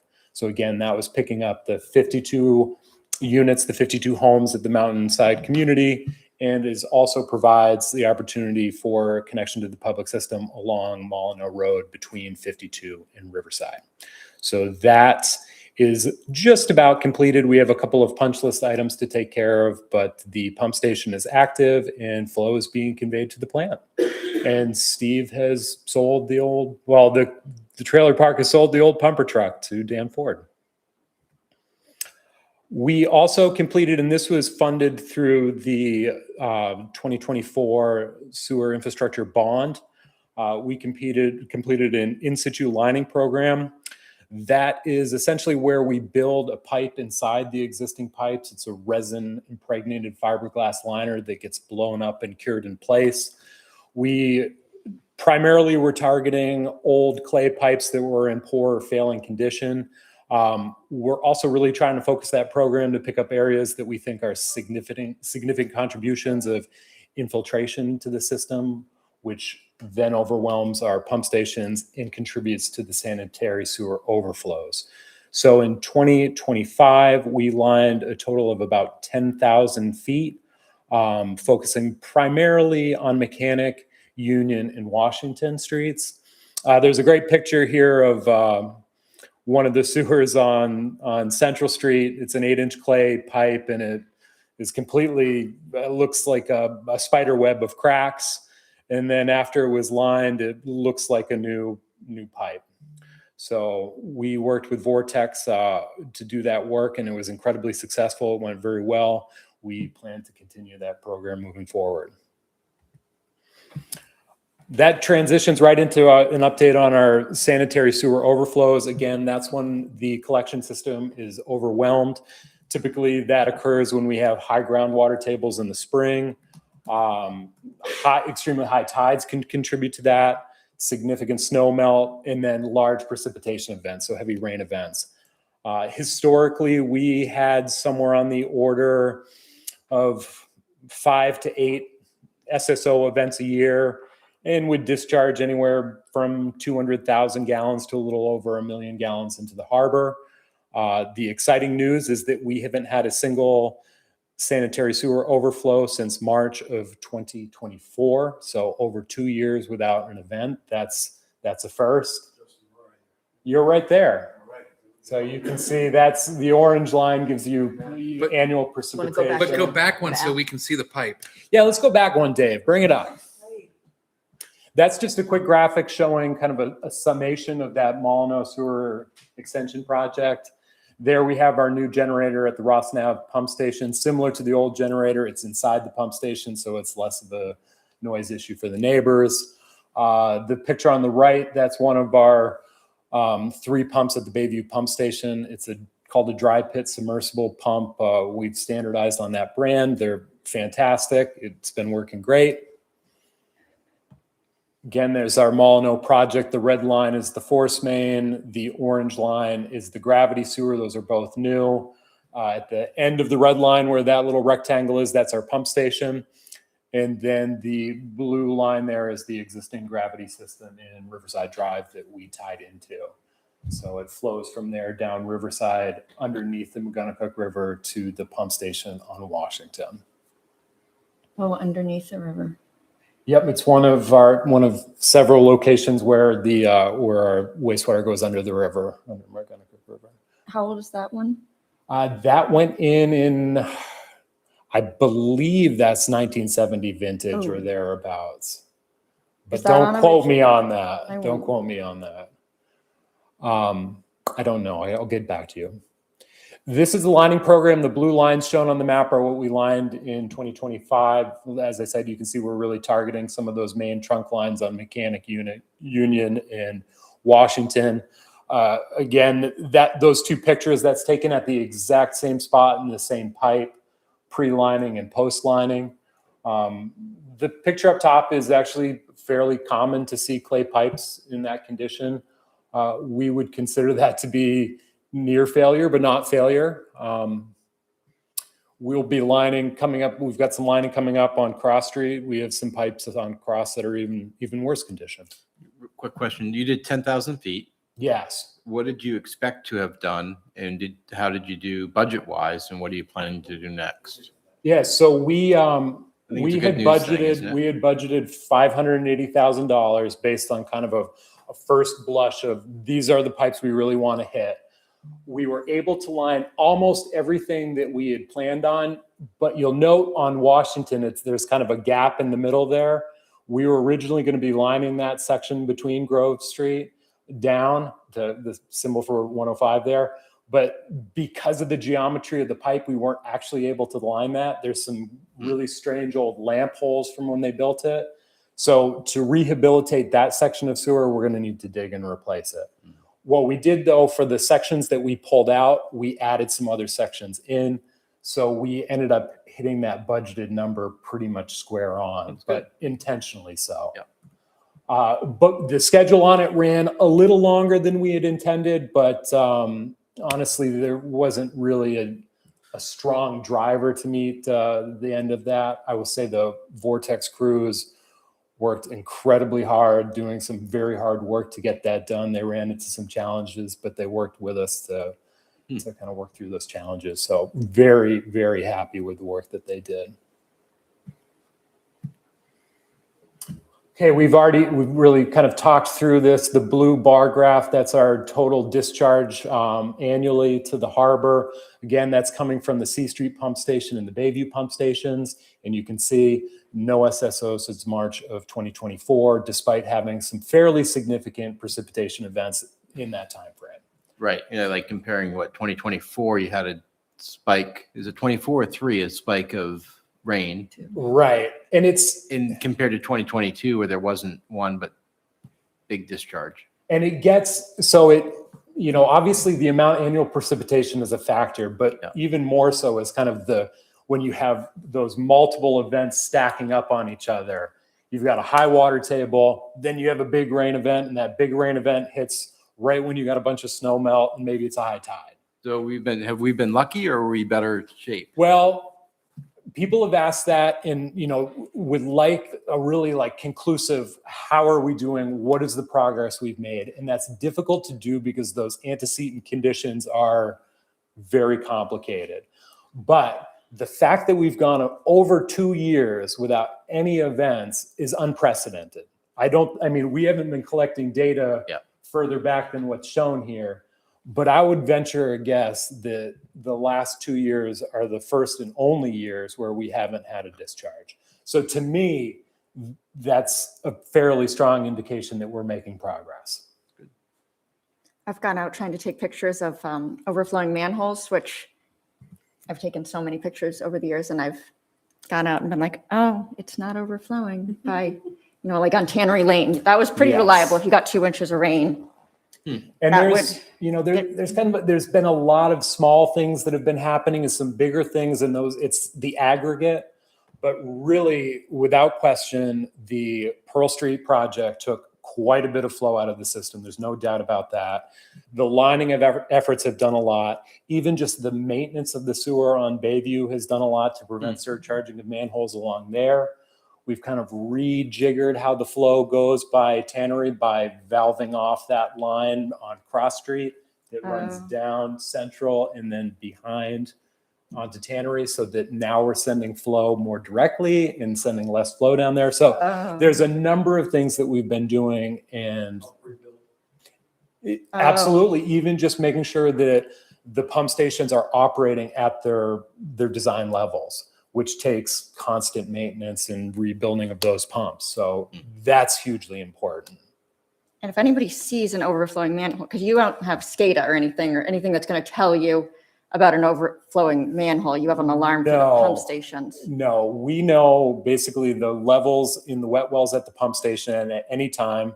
And if at C Street in Bayview, if those levels exceed the SSO structures, the sanitary sewer overflow structures, we know that we're discharging.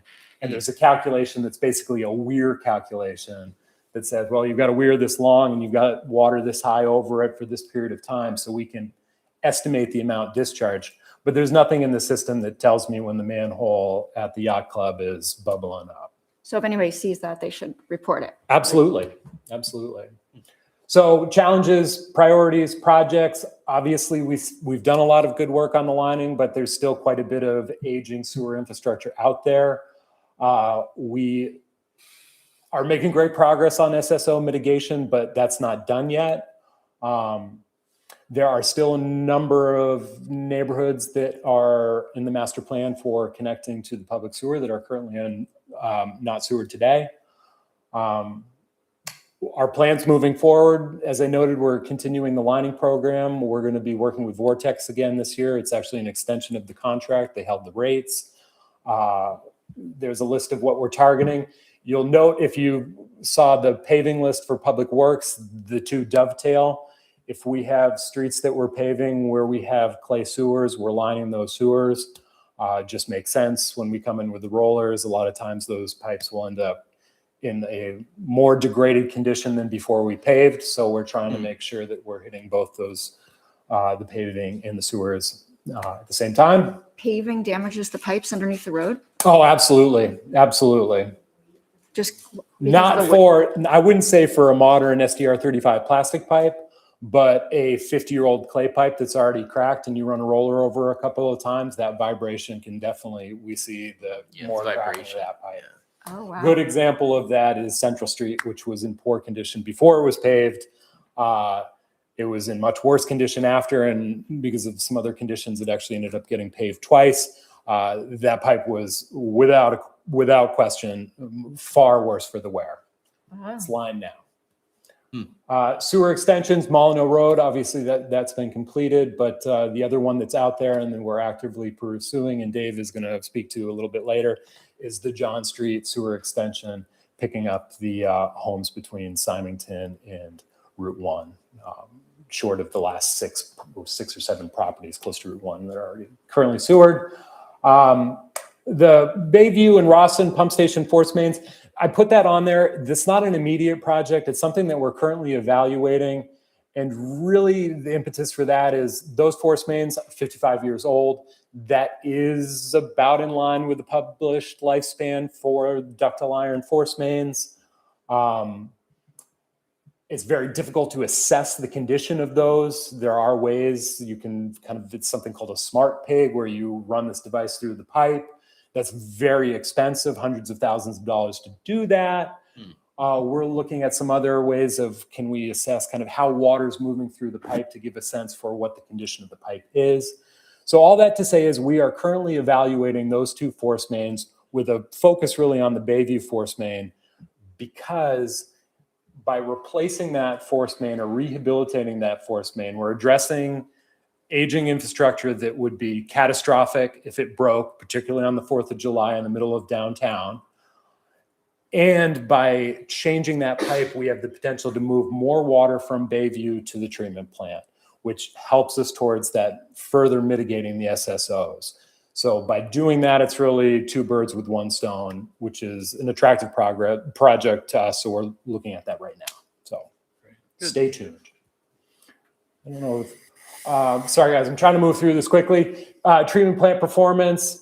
2025, we had 2 exceedances of our permitted average monthly flow.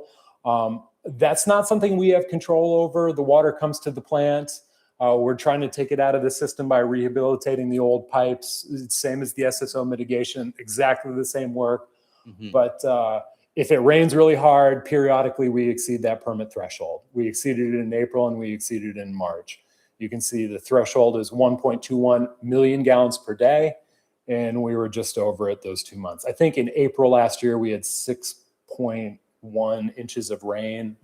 March was similar, and that's why we see the exceedance. Probably a little bit more important metric to look at is the effluent water quality. We had no exceedances there. The 2 primary constituents that we look at are biochemical oxygen demand and total suspended solids. You can see our average values, 11.1 for BOD, 7.9 for TSS.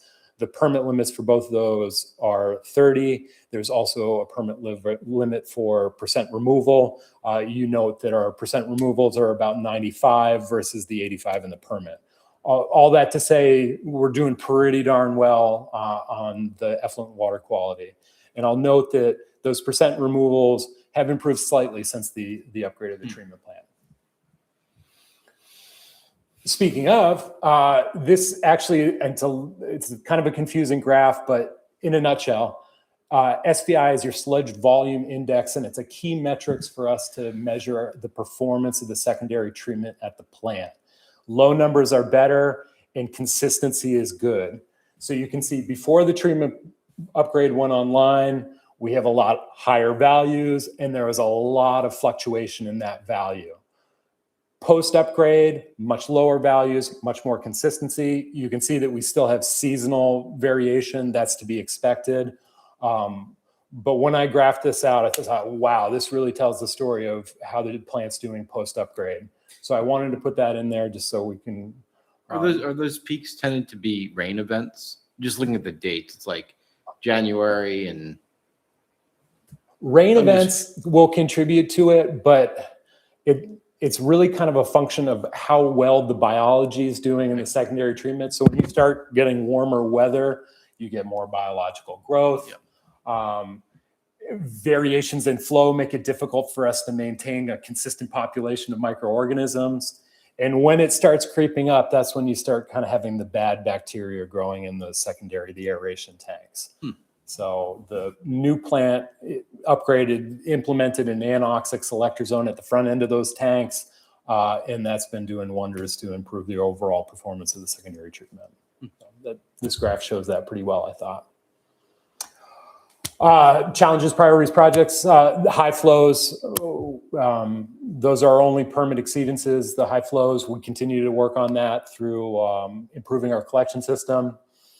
We are anticipating a new discharge permit from DEP shortly, though there's quite a backlog and they're multiple years behind. PFAS and sludge, that continues to be something that all wastewater treatment plants are dealing with. And then part and parcel with the discharge permit is that we have every expectation that in some future permit, they will be including nutrient removal, specifically nitrogen. With the PFAS and sludge disposal, you said everyone's has the issue. Can you describe what the issue is and how others are? We tend to, what our plan is. So I think that really the biggest issue for people is a lot of uncertainty. You know, there's not really nobody has a good hard and fast number of what level of PFAS and sludge is safe and what isn't. So the landfills that are accepting the sludge are also hedging their bets. And Casella, who receives our sludge, has come to us and said, if you have PFAS concentrations that exceed a certain threshold, we may not be able to take your sludge. And that's common for a lot of communities, that particularly communities that have landfill leachate in their waste streams and higher concentrations of PFAS in their sludge as a result of that. There's a fear that we will have a difficult time disposing of that sludge. And a lot of that came about, and I'm sure Alice can speak to it much more so than me, because of some regulations that were passed about using out-of-state C&D waste to bulk sludge, and just generally Maine being proactive about trying to address PFAS. So right now, we have an agreement with Casella for the receiving our sludge. We're not, sorry. Well, that is an exciting thing. Waste Management has a new sludge drying facility that's coming online shortly. We had an opportunity to tour it. That will be another place that we could potentially use for sludge disposal. Where's that? Was that the one in Orono? Norwich Walk. Norwich Walk. Norwich Walk. Yeah. It's where our municipal solid waste ultimately goes. And the big thing there, so they're doing two really cool things there. One is they have a PFAS treatment system for their leachate that is bleeding edge technology. And two, the sludge drying allows them to take wetter sludge, dry it to the point that they hardly need to bulk it with C&D or not even bulk it at all, which then takes that whole argument that we have to take in C&D waste to make the sludge stable in the landfill. So they think that there's a lot of effort towards addressing this issue, but I put it on there because it's still out there. And I think it's something that Midcoast Solid Waste is thinking about and considering, because as I noted, most of the PFAS that we see in our wastewater stream is coming from the leachate from the landfill. Which is where Camden may at some point want to impose some requirements on Midcoast Solid Waste.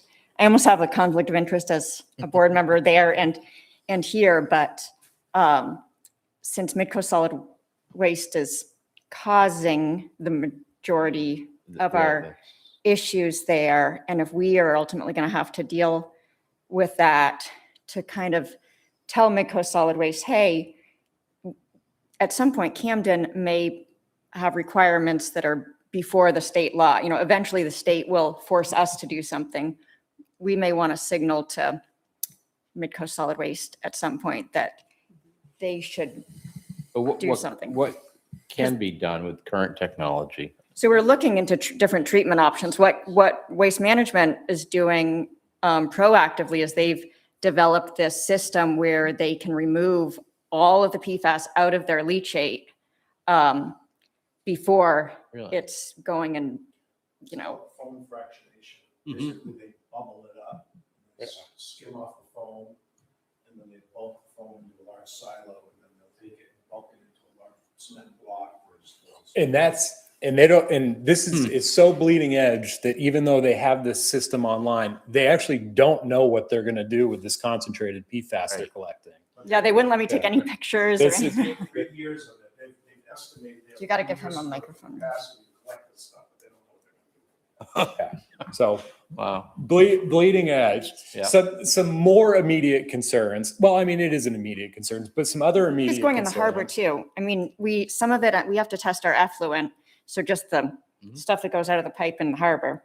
And then there's the stuff that's in the sludge. And it's really too bad to let it all be in the sludge because we no longer can use it as fertilizer. And so we're losing all of that. Frank Stearns developed this whole thing here. Camden was one of the first places to do this fertilizer spreading, and it's actually a really good reuse of the sludge. So if we could get the sludge back to the point where it could be reused, that would be much better than thinking about where to, dispose of hazardous waste. Agreed, absolutely.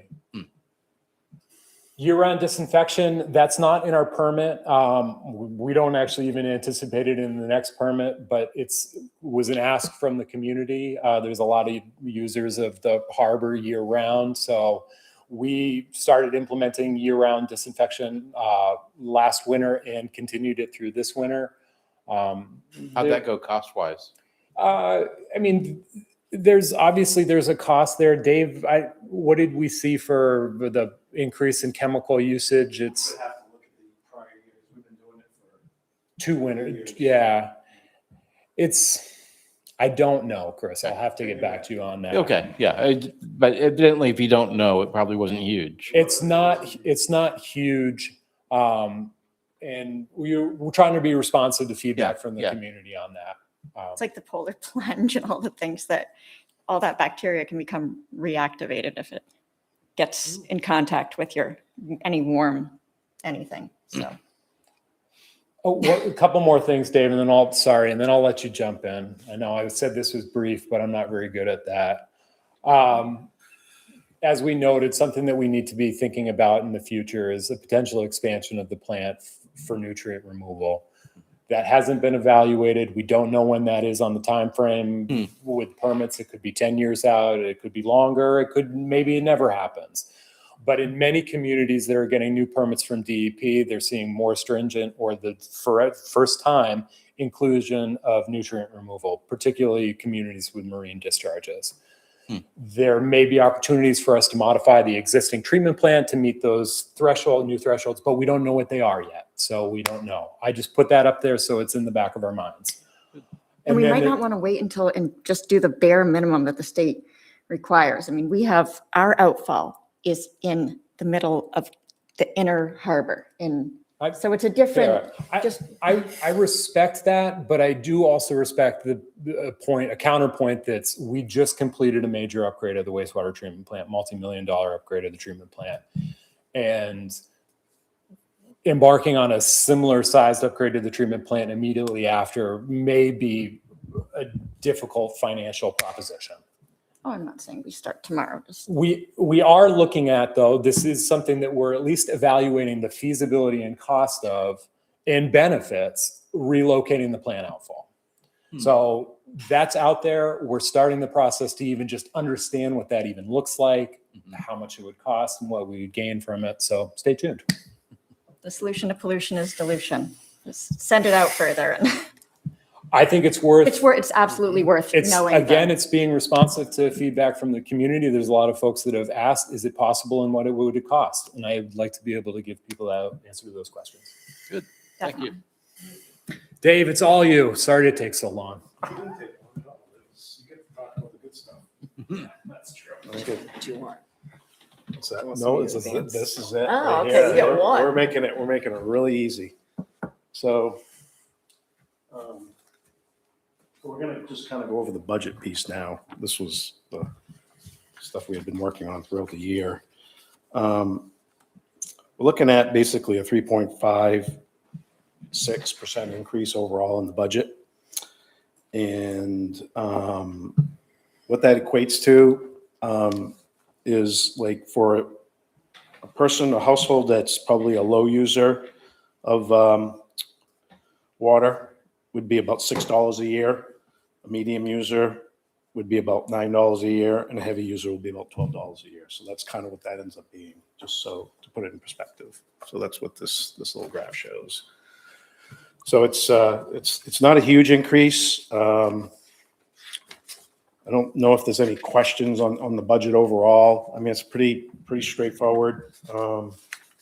There's no real huge increases. We're putting more money away this year. One of the interesting things is the reserve account where we're putting away, I think it's 200,000. Yeah, I was noticing like your overtime is lower. Yep. Yeah, that's where I was wondering, because this is as of June 1st, 6,000 was your overtime budget. You're underneath that by half. Yeah. So I did this back in November, right? Yeah. So yeah. So a little time's gone by and. So the year-to-dates are from November? No, 6-1. Yeah. 6-1. Oh, okay. But what I'm saying is, what went well that sometimes is overtime usually caused by bad? Well, you get call-ins over, for repairs, jetting lines, Overflows? runoff hours, call-ins from alarms from the wastewater system. Did some of the work that you did maybe prevent some Oh, overtime? yeah. I mean, they can look at things at home now and on their SCADA. We didn't have a SCADA system before, so every time something kind of went wrong, they'd get a call and they'd come in and they'd have to troubleshoot what was going on. Now they just look at it on their computer, reset the button. If it resets, then they're all set. If it doesn't. That's great. Yeah. Just like CMP. Just like CMP. Oh, it's an interesting fact. So I didn't want to put the slide up, but I thought it was interesting to look at the tracking the data over the past 7 years of the rate increase for wastewater user rates in relation to electrical user rates, and they're almost identically tracking in the same parallel, and that's just because they all use energy. The increased cost of fuel, energy, chemicals, and people. So they're in kind of the similar situation we are in terms of how things have been increasing over time, particularly in the past 7 years. Are you able to, in terms of the conflict in Iran and, I couldn't stop it. I know you tried your best, but I'm just wondering how directly the impact of all of that I think we're shipping. Are you ahead on purchasing so that you're kind of buffered? I think we're seeing some of the chemical delivery stuff kind of ticking Yeah. up. I think Yeah, we're I would seeing wonder. the fuel consumption or the fuel costs go up, the energy costs go up. Yeah. And I think we're only seeing that in the last part of the year. So it really didn't hit us hard. So we're hoping, Public Works is the same thing. We're hoping that this gets resolved and we don't carry this into the next year, because that could get expensive. But you can't budget for that. Right. There's just no way. So the gasoline, diesel, oil piece, Yes. I see you're budgeting a little bit less. Is that because you've got more Well, I did efficient devices? No, this was because I did this before the conflict, Oh, and we were tracking lower on our consumption. yeah. That was why I did that. Do we need to change anything now? Or do we have reserves that can? I think we're good. I really do. I think, changing something by $1,000 or $2,000 it's not going to do anything. I mean, it's the delivery, it's the removal contract. If those guys, if their costs, Well, if those fuel costs. good point. It's the come down sludge, the it's the road. sludge removal that could go up. Yeah, Like, so they might pass that down, but that would be next year if we've already locked in for the contract for this. well, they have a fuel surcharge built into everyone's contract. So we could see increases in the delivery of sludge to Old Town. Just like the Midco Solid Waste, it's the transportation of the waste to Norwalk. Because that's going to be the big fuel burner, literally. So let's just keep our fingers crossed that, that, For many reasons. yes. So do we need a motion to approve? So moved. I'll second for discussion. I just have, I'm a little nervous that the rate increase isn't enough. And maybe that's wrong. I'm a rate payer, so I know I'm arguing against my own interests, sort of. But in terms of the allocation of between taxpayers and ratepayers, and knowing that we're going to continue to do work with this bond that's supposed to be financed by users. Is there somewhere here that says What you could do if you felt that way. Well, I don't know if I need to feel that way, but how much are we anticipating that the wastewater is going to pay the bond payment on? Yes, if you look on page 54 under debt service. Thought I saw that.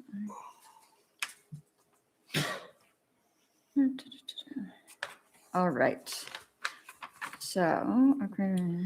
And there's also the wastewater upgrade reserve, which requires us we're putting 200,000 away, but as Jody was telling me, this is part of we need to maintain at least $600,000, which is one payment of the upgrade bond. So we're putting away 200,000 this year, 200,000 next year, and 200,000 the year after, and then we should be caught up. How does that work? Just finance wise, how does that reserve fund Jody, math work? So we have to have that on hand. So it's 1 year's worth of bond payments. And that's a requirement of USDA, who financed and granted the money for the project. Oh, We can't touch it.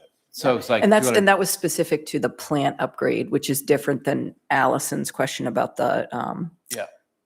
The infrastructure So bond. the for collection 200,000 system. and 100,000 that just sits in an account somewhere? Yes, yep. And it'll be 600,000 that just sits in a reserve account, and it's just there Okay. in the event that it's necessary for whatever reason. I didn't really like that. So in terms of, so debt service, we've got the, I mean, what you could do is you could fund the reserve, the collection system reserve account a little bit more, which could change the overall rate. well, I think you're jumping for, I'm just trying to see how much, because there's the wastewater upgrade bond principal and interest, and then the infrastructure ban That's the one. interest.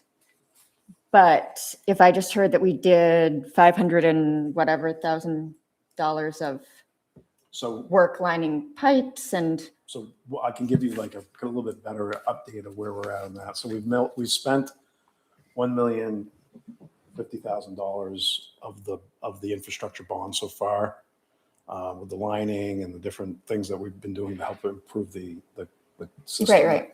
So that's currently what we spent thus far. and then So- paying for that. Right.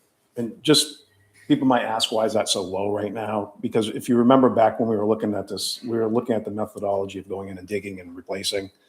And then we said, oh, okay, let's try this lining to be less invasive and more cost effective. What's the cost difference about? Just remind me. It's humongous. Yeah. I Was think it four times or Was it like $800 a square foot for Pearl Street?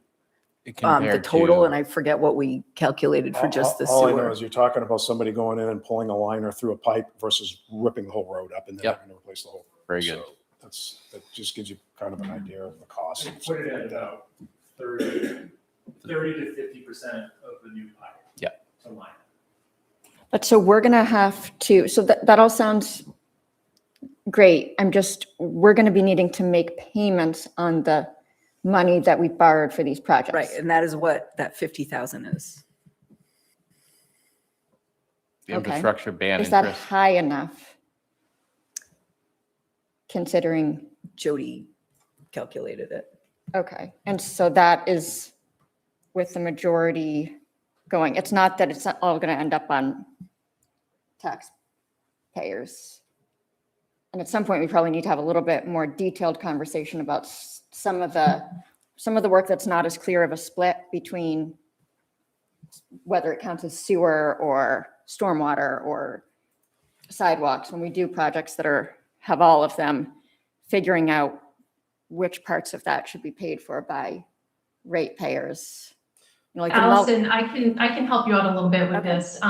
So, and Dave, we've updated what we've spent with the ban money. We've spent 1.27 million on the infrastructure projects. Of that, the general fund expenses equal 66.8% of that.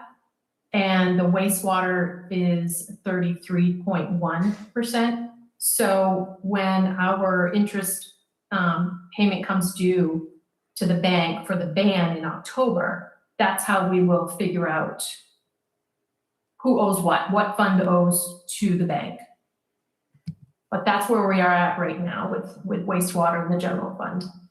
And that's on the $12.5 million bond that we're talking about, right? Okay. Yeah. it's sort of Right the- now, it's a $9.6 million ban. We didn't borrow the full amount. Right. And what does BAN stand for? Just so- Bond anticipation note. Okay. So 66% is going to the general fund.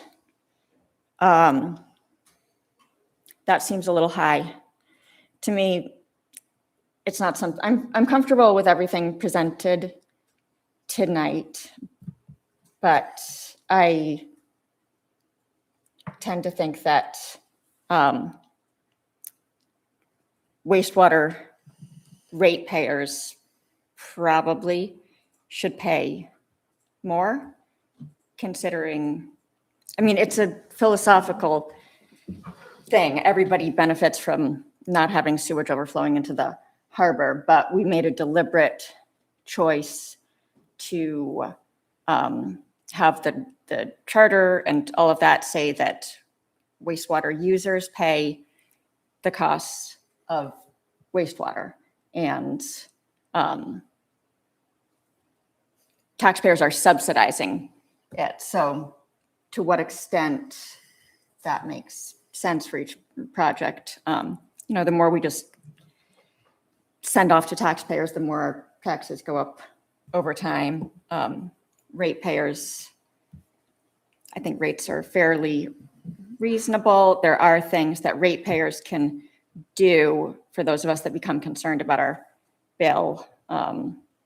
We can, take steps to reduce that. But if you think this is enough of an increase, then that's fine. But it'd be something to consider over time.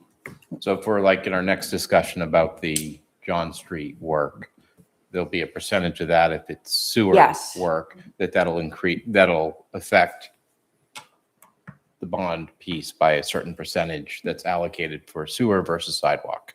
That's correct. Yes, yeah. That's exactly my point. I would move to, we already. We have a motion to We have a accept. motion. I'm done with me. Any Well, great further? job.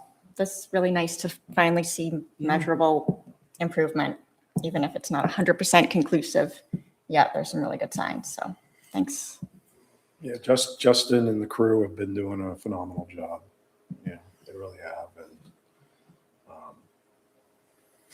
Public Works, the two departments working together has really probably helped out quite a bit. Yeah, it seems like that's really helping, having the projects coordinated in the road. So. Okay. You have to All those actually in vote. favor? Okay. Thank you. Yeah. Do you guys want to go right to the John Street thing? I think so. Okay. So, it's been a roller coaster ride with the John Street project, trying to figure out a way to make this happen. It's been a lot of ups and downs, but I think I'll spare you the gory details. But as of this morning, I didn't think it was ever going to happen. And then I called the person, our contact, Earl Gorno, and told him, gave him about 12 reasons why I didn't agree with him. And he called me back and did a complete 180 about the whole thing and said, basically, what we want to do is, he spelled everything out. Basically, if you're willing to follow our plans and specs, you're going to use the state wages, you got to use the quality control, you got to have qualified inspector, bid all the sub work, track the labor, and then enter into a new agreement. He's 95% sure that they'd be willing to do that. He just has to verify it with his bureau director, which he's been on vacation. So I think the original answer of not doing it was done without him too. So I'm feeling pretty confident that this is going to happen, but nothing's 100% till it's done. But I think for the sake of, being efficient with your time, I think the best thing to do would be to give authorization for two things if this is what you want to do.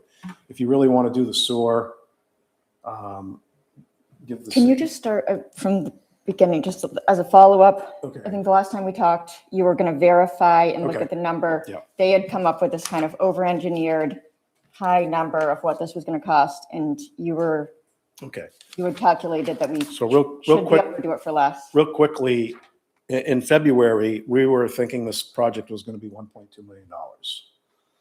We had a meeting, we sat right here, we talked with the engineers from MDOT, the project manager, everything seemed okay. They were talking about going out to bid. And then about 2 weeks later, we got an email telling us that, the price of the project's doubled to $2.5 million. So we're like, Our part. the whole project. The whole project was going to be 1.2, not including the sewer. This is just the sidewalk piece.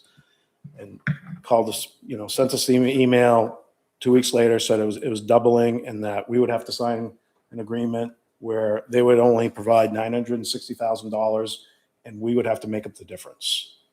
We didn't like that. We said that's a bad deal for us. So we ended up bringing it to you folks, talking about it. That's where the whole idea of, hey, can you maybe do this internally? And is there any cost savings of trying to do it that way? So I talked with MDOT. They said, yeah, give us a breakdown of the costs. And one of my tasks to you is to give you the cost of that project. And we've done that. And that comes up to the $1,050,000. So if you take the labor, well, that's with the labor piece out of it. So currently MDOT spent about $400,000 to $100,000. By the time they're done, they'll have spent $500,000 on design and inspection work probably. That's so crazy. And they're going to give us $960,000, which gives us about $500,000 left of credit towards the project. We're estimating that the project will be about $1 million. They're giving us $500,000. We would have to come up to basically $500,000 to make it work. So you're saying the John Street project, sidewalk and sewer. Just sidewalk. Just sidewalk. Just sidewalk. We're only talking sidewalk. Sidewalk would be $500,000 the town would have to pay. Yes. With the Using- town people. Using Yeah. our people. To do Your the people, project. your machines. Well, we That would where use you some rent of our them. machines. We would rent some of our machines. We would subcontract out some of the work like any contractor would do. It's a complicated project. It's going to take 1.5 years. We're going to have to work around the sewer project if the sewer project is going to be something that we're going to want to do too. So there's going to be conflicts between the two, but with us managing the sidewalk project, we should be able to work around the execution of the sewer project. And who's working the sewer project? Would that be contracted with somebody else? We would contract that out. So one of the two things I wanted to ask the select board's approval for, to authorize town manager to tentatively enter into an agreement to spend up to $600,000. I want to give myself a little bit of extra in that. $600,000 towards the sidewalk project and enter into a new agreement with MDOT if the bureau director approves it. And then the second thing would be to authorize the town manager to go out to bid for the sewer project with an estimated cost of $1.5 million. Both will be paid for through the bond, unless otherwise. Right, so it's $2.1 million Yes. together. Yep. So that's the short version of it all. But the actual decision about the decision to go out to bid isn't the decision to, the final decision to pull the trigger. That still goes Are you to. talking about just for the sidewalk? For the sewer. I was talking about the sewer Right. there, that, to give tonight, to give the, Authorization to go to bid is different from authorization to go do the forward with project. contract. right, moving forward with MDOT on the sidewalk, contingent on them agreeing to all of this, is one thing. Yeah, And then- for the sewer, we would still bring the bids back to all of you to approve. Yeah. So there could still be, But we want to know if you're okay with us going out to Proceeding. bid. So the sewer portion is 600,000, is that what you No, said? no, no. Sewer one- portion is Sidewalk. 1.5 million. We would bid- Estimated, yeah. Estimated at 1.5 billion. We would build million, Million. excuse me. We would bid that out. We bid that part out. I'm sorry, where did the 600,000 come Is from? the sidewalk. That's the There's two- sidewalk. There's two pieces. There's the sewer and the sidewalk. They're separate projects. They're on Okay. the same road. And he started with the net cost after the state provides its money, the net cost that he mentioned is 500,000, but to be conservative, he wants a little bit of wiggle room, say 600. That's given that the state is already doing their part of the design work, and then which fortunately we don't have to otherwise pay for, No. right? Because there Well, was thought, there was we're- thought a bit ago that we would have to pay for that. They're giving us 960,000, and of that, they're taking 400 of it for their work. Okay, right. That's what they're doing. But we still get something. Yeah, we're gonna get about $500,000 after everything's said. Well, Yeah, okay. So yeah, sidewalks is one thing, $600,000. And then the Okay, so the that's sewer where is 1.5. So you got the 2.1 million Yeah, and total, and that goes to comes from the bond from, Now, given that it's the 1.5 million is the sewer part, does that then really get tagged onto the wastewater bill part? And that percentage, as we were talking earlier, 100%. 100% of that goes to that. Well, I mean, that's the policy decision Yeah. for you all to I mean, I would think it would go all of this. decide, yeah. I mean, some people, although, when Rockport just asked their taxpayers for permission to do an expansion, sometimes an expansion is in just the community's best interest. And there's an argument. Camden historically paid for all capital improvements, and all of this stuff was done by taxpayers. And that's why our rates, one of the reasons our rates have been so much lower than, Rockport's over the years. They've been really dramatic with, so. Is Jody still with us? Yes. Oh. Just as a, Got off. maybe Audra, then, just to put this into context for the long-term impact on the budget for when we do go ahead and spend and use, what is the annual payment kind of for every $1 million that we spend? How much does that increase our annual? Is it like $100,000? Is it a 30-year bond? Is it a 20-year bond? So How much does it I impact? can't tell you per million. What I can say, like we only do 30-year bonds for infrastructure Okay. because you want to go as long as possible, because the Yeah. whole methodology is you want all the users Yeah. to fund it over its lifespan. And when we last looked at the $12.5 million bond and roughly what it was going to cost per year, it was somewhere between 700 and 900,000 in annual debt service payments.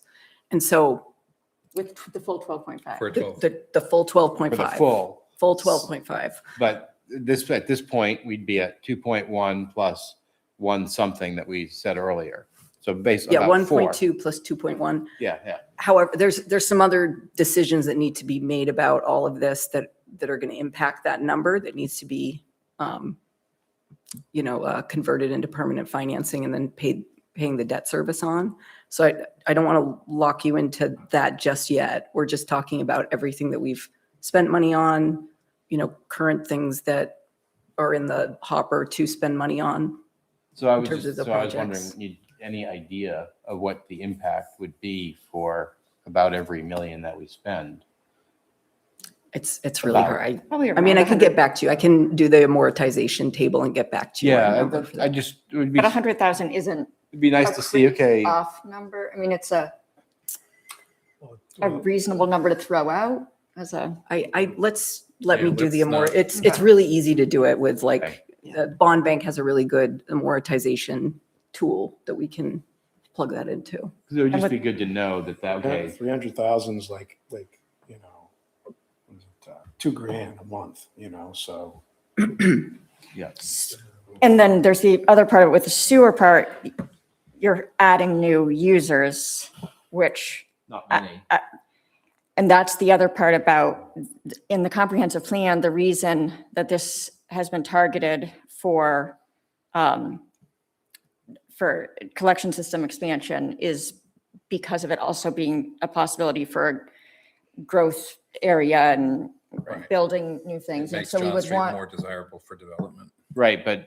So we would want to make sure that we look at the zoning component of that But too. as Justin said 2 weeks ago or so, 2 meetings ago, that the system that we're looking at isn't going to be one that you'd want to put a lot of developments in. Couldn't put Well, I think- hundreds of new. Not hundreds. Not hundreds, but Camden's not going to dozens. be okay with hundreds of Yeah. new units anyway, but I mean, if there's no potential to add new users, then that would be, No, there is, yeah.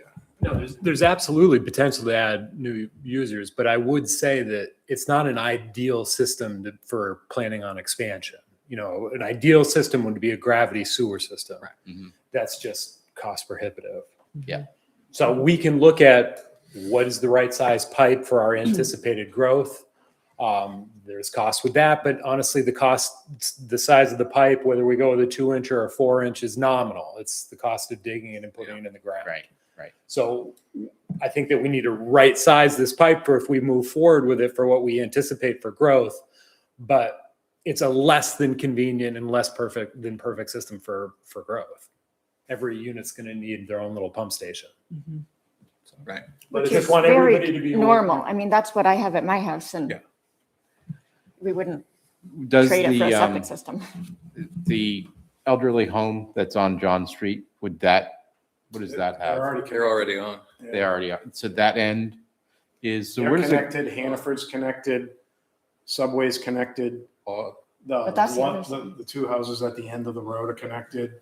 The Public Works garage is connected and the church is connected. Huh. But everybody else is not. Because they come off Mechanic. They go through Mary Gardens. Yeah. Is that like a cross-country? Yeah, through Mary Gardens to Mechanic. Yep. Are we responsible for that? Yes, I would imagine, yeah. Is that in okay shape, hopefully? We hope so. Or we have no idea? Some of these ones that go across bogs and. Pull it Okay. back. We've got a Okay. sidewalk. Okay, sorry. Yeah, Okay. let's get a motion So the to the approve decision the- about the sewer can be made, that's, I mean, what the time questions. time frame piece is the sidewalk, Sidewalk, yeah. which, especially with all the effort that you've made to negotiate with the state, seems like now is a good moment to, and also like good test pilot for towns doing stuff, and maybe we can do more with the state that they say, hey, that worked. They're kind of looking at that. Other parts of the state are looking at that. I don't think this part of the state is looking at that. I think they like having contractors do the work, and I think they like making work for themselves. yes, I mean, That's just my opinion, but. The design certainly, but I think like, you know, going forward, if it works, we may find that we'll be able to do more projects in-house. We've been able to do a lot more than we would have ever been able to afford with what we've been doing lately. I mean, we're building our sidewalks for $62 a linear foot, and their estimate was $500 a linear foot. That's the difference. So, wait, So you want a not motion? including our labor. So you want a motion for the 2.1? no, let's, No, it's- Okay, we'll just stick to the sidewalk. 600,000 an agreement to MDOT.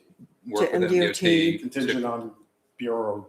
on their approval to do the sidewalk. Yes, with MDOT, what they'll do is, because, it's their road and, they're the ones who have to give approval to do a project on it. So they'll send a contract for, a certain value that we're contributing to the project. And so what this is doing is you're authorizing me to sign that contract up to $600,000 with MDOT. Well, because they're going to reimburse us the money. They lump it all in together, though.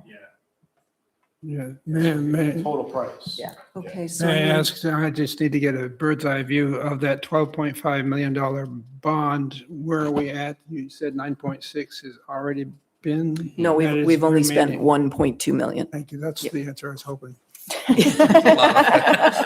Okay, so do we have a So moved. motion and a second? second, Any further discussion?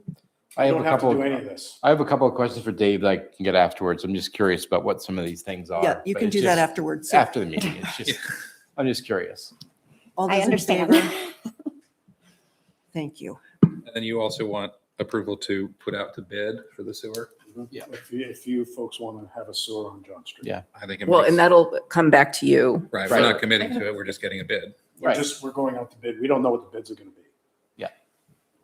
So you're asking for a motion to approve your going out to bid? Correct. Okay. Second, I'll second it. any further? All those in favor? Okay, go for it. Go forth and bid.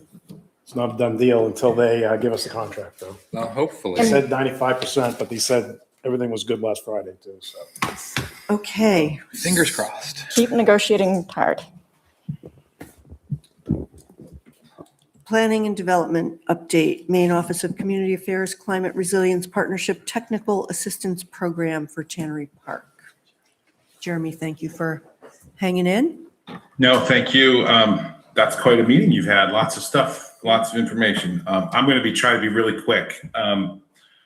Just this is building upon the tannery workshop, community workshop that happened a few weeks ago. I think there was 50 to 65 people there. I think it's well attended. Unfortunately, I didn't go, but I spoke to many people who did. People are very excited and engaged and energized, it seems, about doing something there. And this is, as most of you know, on the culmination of like 2 decades plus of work there with demoing the tannery and trying to redevelop it and doing some caps and cleanups to it. There's an opportunity with the Community Resilience Partnership at the state. It's not a grant, it's a technical assistance opportunity that is that I spoke to the program coordinator about. And it seems to align with some of the interest to make the Tannery Park greener, try to deal with the cement foundations in some fashion. And it is, again, not a grant. It's a no cost to communities technical assistance, where the state put out an RFP for a consulting engineering firm to work with 10 or a dozen communities. They're doing 2 rounds of this, and each community will get about $25,000 worth of engineering services to do nature-based design. And I think after chatting with some folks, Camden Climate Action Now folks and Friends of Tannery Park, Knox and Lincoln Soil and Water Conservation District, I think there's a lot of excitement about this opportunity. That's all it is. It's not committing us to anything. But I think it's a great opportunity, and I just wanted to share that with you. I just want to kind of build something off of that energy and momentum that was came out for that community workshop. I thought it was a good project and something positive that can happen at the tannery, hopefully, and give us some design plans going forward. There's going to be community engagement is required, and some staff time on my time, providing them some background on the property and plans, especially with it being a brownfield site. And that's about it. It was just trying to give you an update on that today.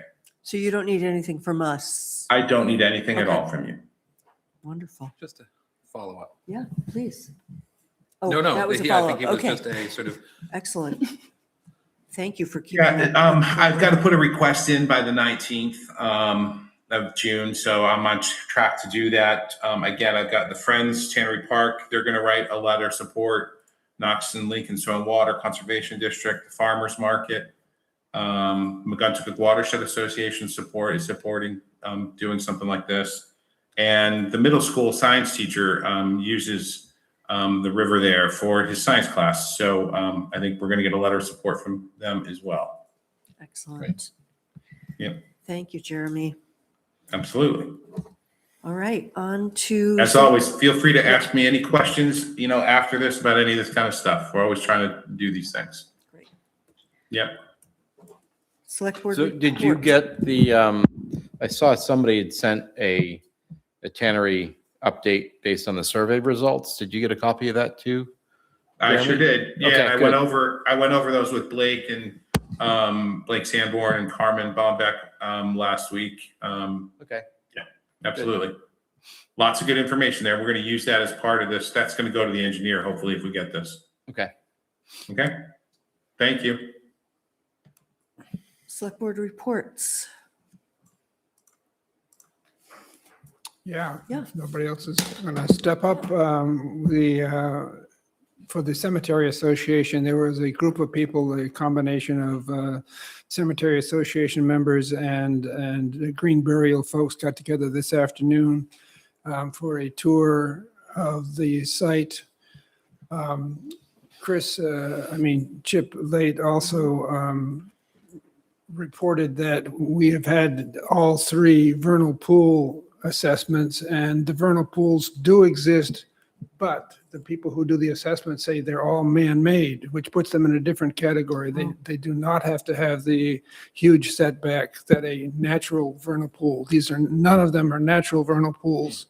This site was chewed up immensely back in the 1920s or so by bulldozers taking out gravel.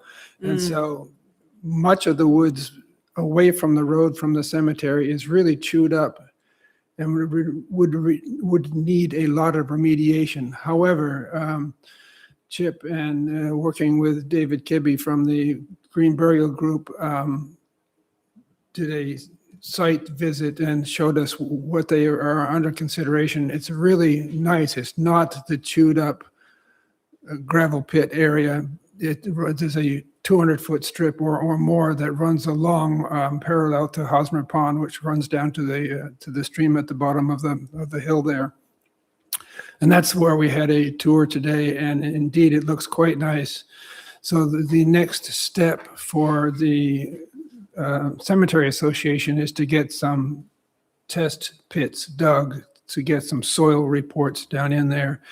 And then the follow-up step after that would be to go in there and clean up the deadwood, literally clean up the deadwood. And that would turn it from being scruffy wood into really quite nice, open, spacious place. So that's the path as Chip has laid it out, that once the cleanup work has been done, then plans can be made for where the path would go and perhaps where the lots would go. That's a bit further down the road. First is the testing of the soils and then cleaning up the wood. Great. The other thing that Chip reported to me was the the work on the Mountain View Cemetery is undergoing that is the annual, they do a section of the cemetery, cleaning up the tombstones. And that work is progressing. Chip and the sexton are overseeing the work quite closely, and they are pleased with the progress that they're making. They're satisfied with the work that is being done and the amount of work that is being done. Excellent. Thank you. Chris? Nope, nothing to report. Thank you. Chriso? Nothing. Well, this is my very last select board report ever. So you guys have to bear with me for a second.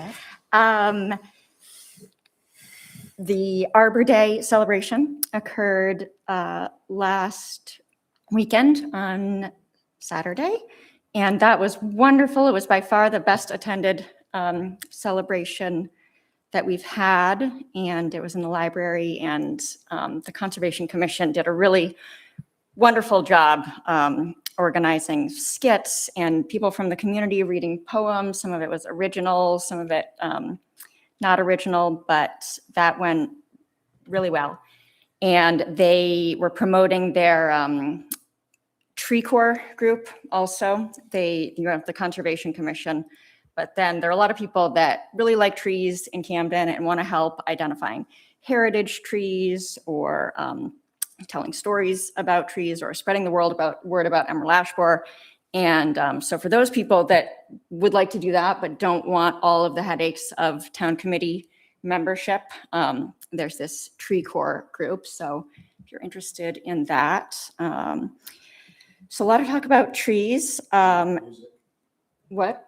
There was music too. It was really quite heartwarming. I was surprised by the number of people there and how much affection there is for trees in Camden.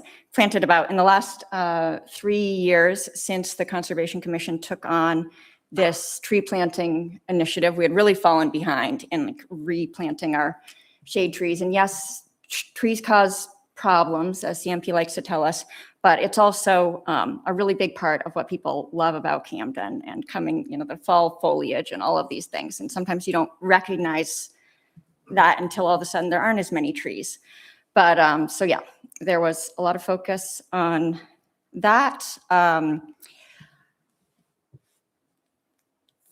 The other thing that I want to tell everybody about is the On June 14th is the Duck Derby, as everybody knows, which I've mixed feelings about sometimes.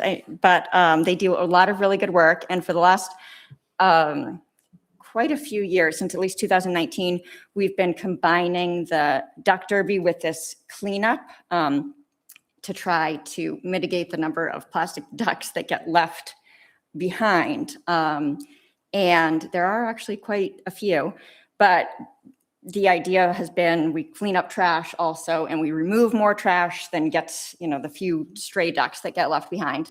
And this year, Amy Lacouture, who actually become quite, she's had, as everybody knows, we had a little bit of a rough start with the Lacoutures, but they've been a really great addition to the area, and she is all about cleaning up that whole area and has been working with the other property owners. And so she's heading up a cleanup after the Duck Derby and asked that I try to promote it. And so that's really great, because in the past we've kind of just done a small thing because of all the different things going on there. But there's a lot of stuff that gets trapped down there. This isn't a town sponsored thing because nothing, really can be guaranteed as safe, but it's an opportunity for those who feel adventurous to get down in there and clean things up. And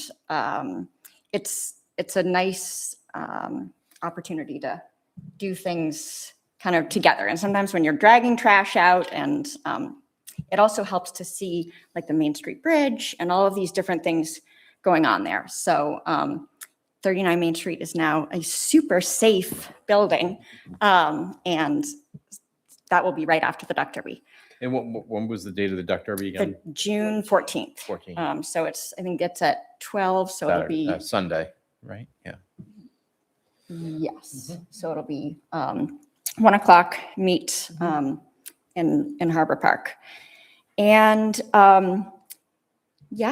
that's a wrap from me, I guess. I really appreciate everything. I was going to say a bunch more stuff, but I'm actually probably going to start crying if I do. So you guys aren't going to be rid of me. But I've made some really amazing friends here, and especially to end actually this whole thing with being able to organize a cleanup of the river with Amy Lacouture. I think, we were saying the other day, it's like, okay, if Amy and Allison can get along and agree on, like, if nothing else, we want to get the trash out of the river. And, there are always things that we all agree on that are not controversial. Over the years, we've done a few things like, the public landing bathrooms are open 24 hours a day now. That was on my, list of things. There are things we saved the skate park. We no longer have to, people complain about parking, but we used to have a parking ban for the entire winter, like all night long for the entire winter. You couldn't park your car in the street. And now you can, except for when there's a snowstorm. So, there are all these little things that I think have been done to make things a little bit more accessible to people. We now live stream all of our meetings. We live stream all of our workshops. Transparency has caused some headaches too. We now have a process tonight. It was wonderful to see the recommendation from the Legion. They've taken responsibility for this honor roll process. There were a few people who were really, really hurt over the years because they had not had a family member added, and there was some miscommunication. One of the first things I enjoyed most was working with the Dearborn family who had been left off of that honor roll for years and years. And we dug into it, and Jeff Sukeforth helped, and we figured out a process for when to have the select board approve and have a committee of people. And there's even a process for when there's not an agreement. And so there have been some really wonderful things, and it was great to end. I loved seeing that honor roll thing tonight. So thanks for listening and letting me go a little longer tonight. And see ya. I'll be there the next time. Well, and to follow up on that, I guess all that I would like to say is that it's been such an extraordinary delight to work with you.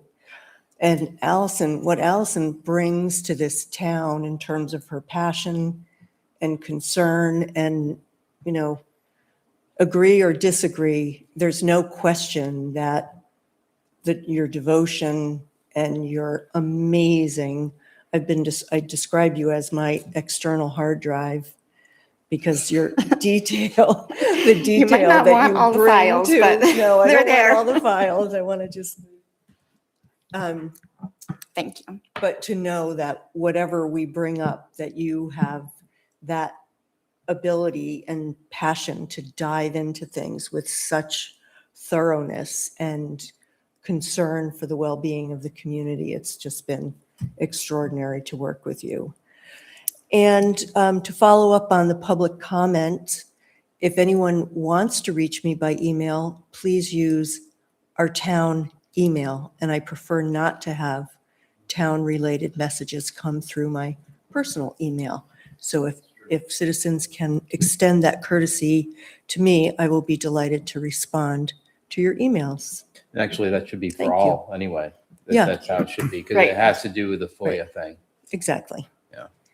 So thank you. And we can clean up the island a little bit this. And we could clean up the in a island when we couple clean up weeks, the so. ducks. Yeah. Well, Allison, your last meeting crept up on me. I didn't realize this was it, so thank you. I know, me too. Well, and just to say thank you for your service and your expertise and your dedication is just not enough, but indeed, thank you very much. Thank you, Ken. I really appreciate that. I really enjoyed you. Also, sometimes people assume that we don't get along, and I say, "Oh my gosh, Ken and I have a ton in common." Thank you for stepping up, and maybe we'll get you on the Historical Society board. I forgot to mention that. Okay.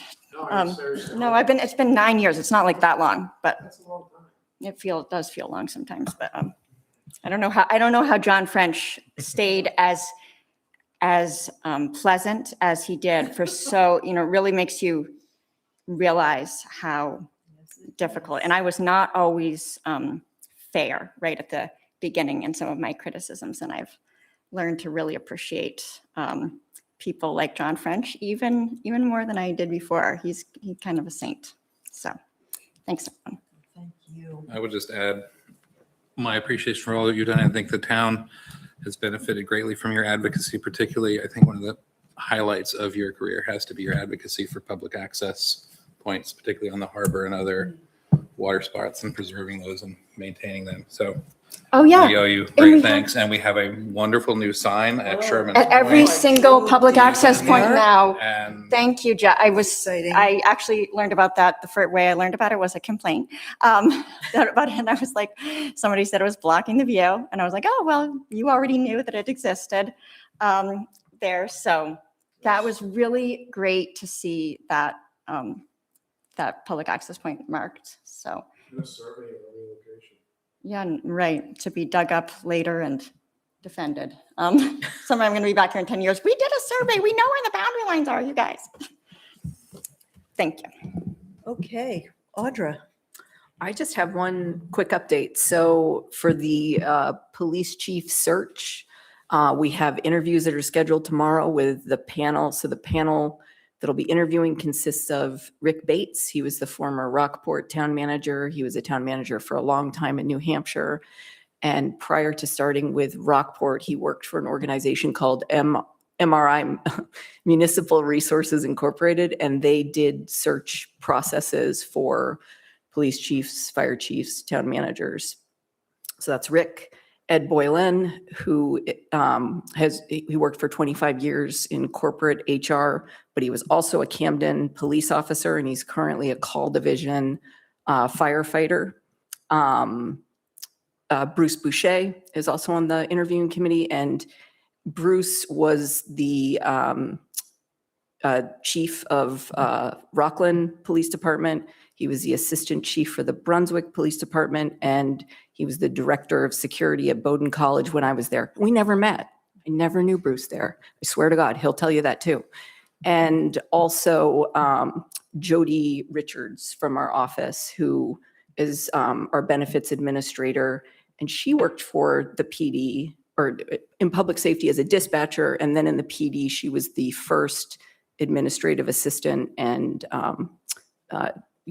counter person there. So that's the panel. We're interviewing 6 people this week, and we'll give you updates afterwards. We're anticipating another round before it comes back to you. Thank you so much. All right. Motion Can I have a motion to adjourn? to adjourn. Second. All those in favor? Wonderful. Thank you all for a great meeting and for this board as it's currently constituted. We've had a good run, and we'll see you, some of you, next week, 2 weeks from now. That wasn't quite as long as I thought it might be.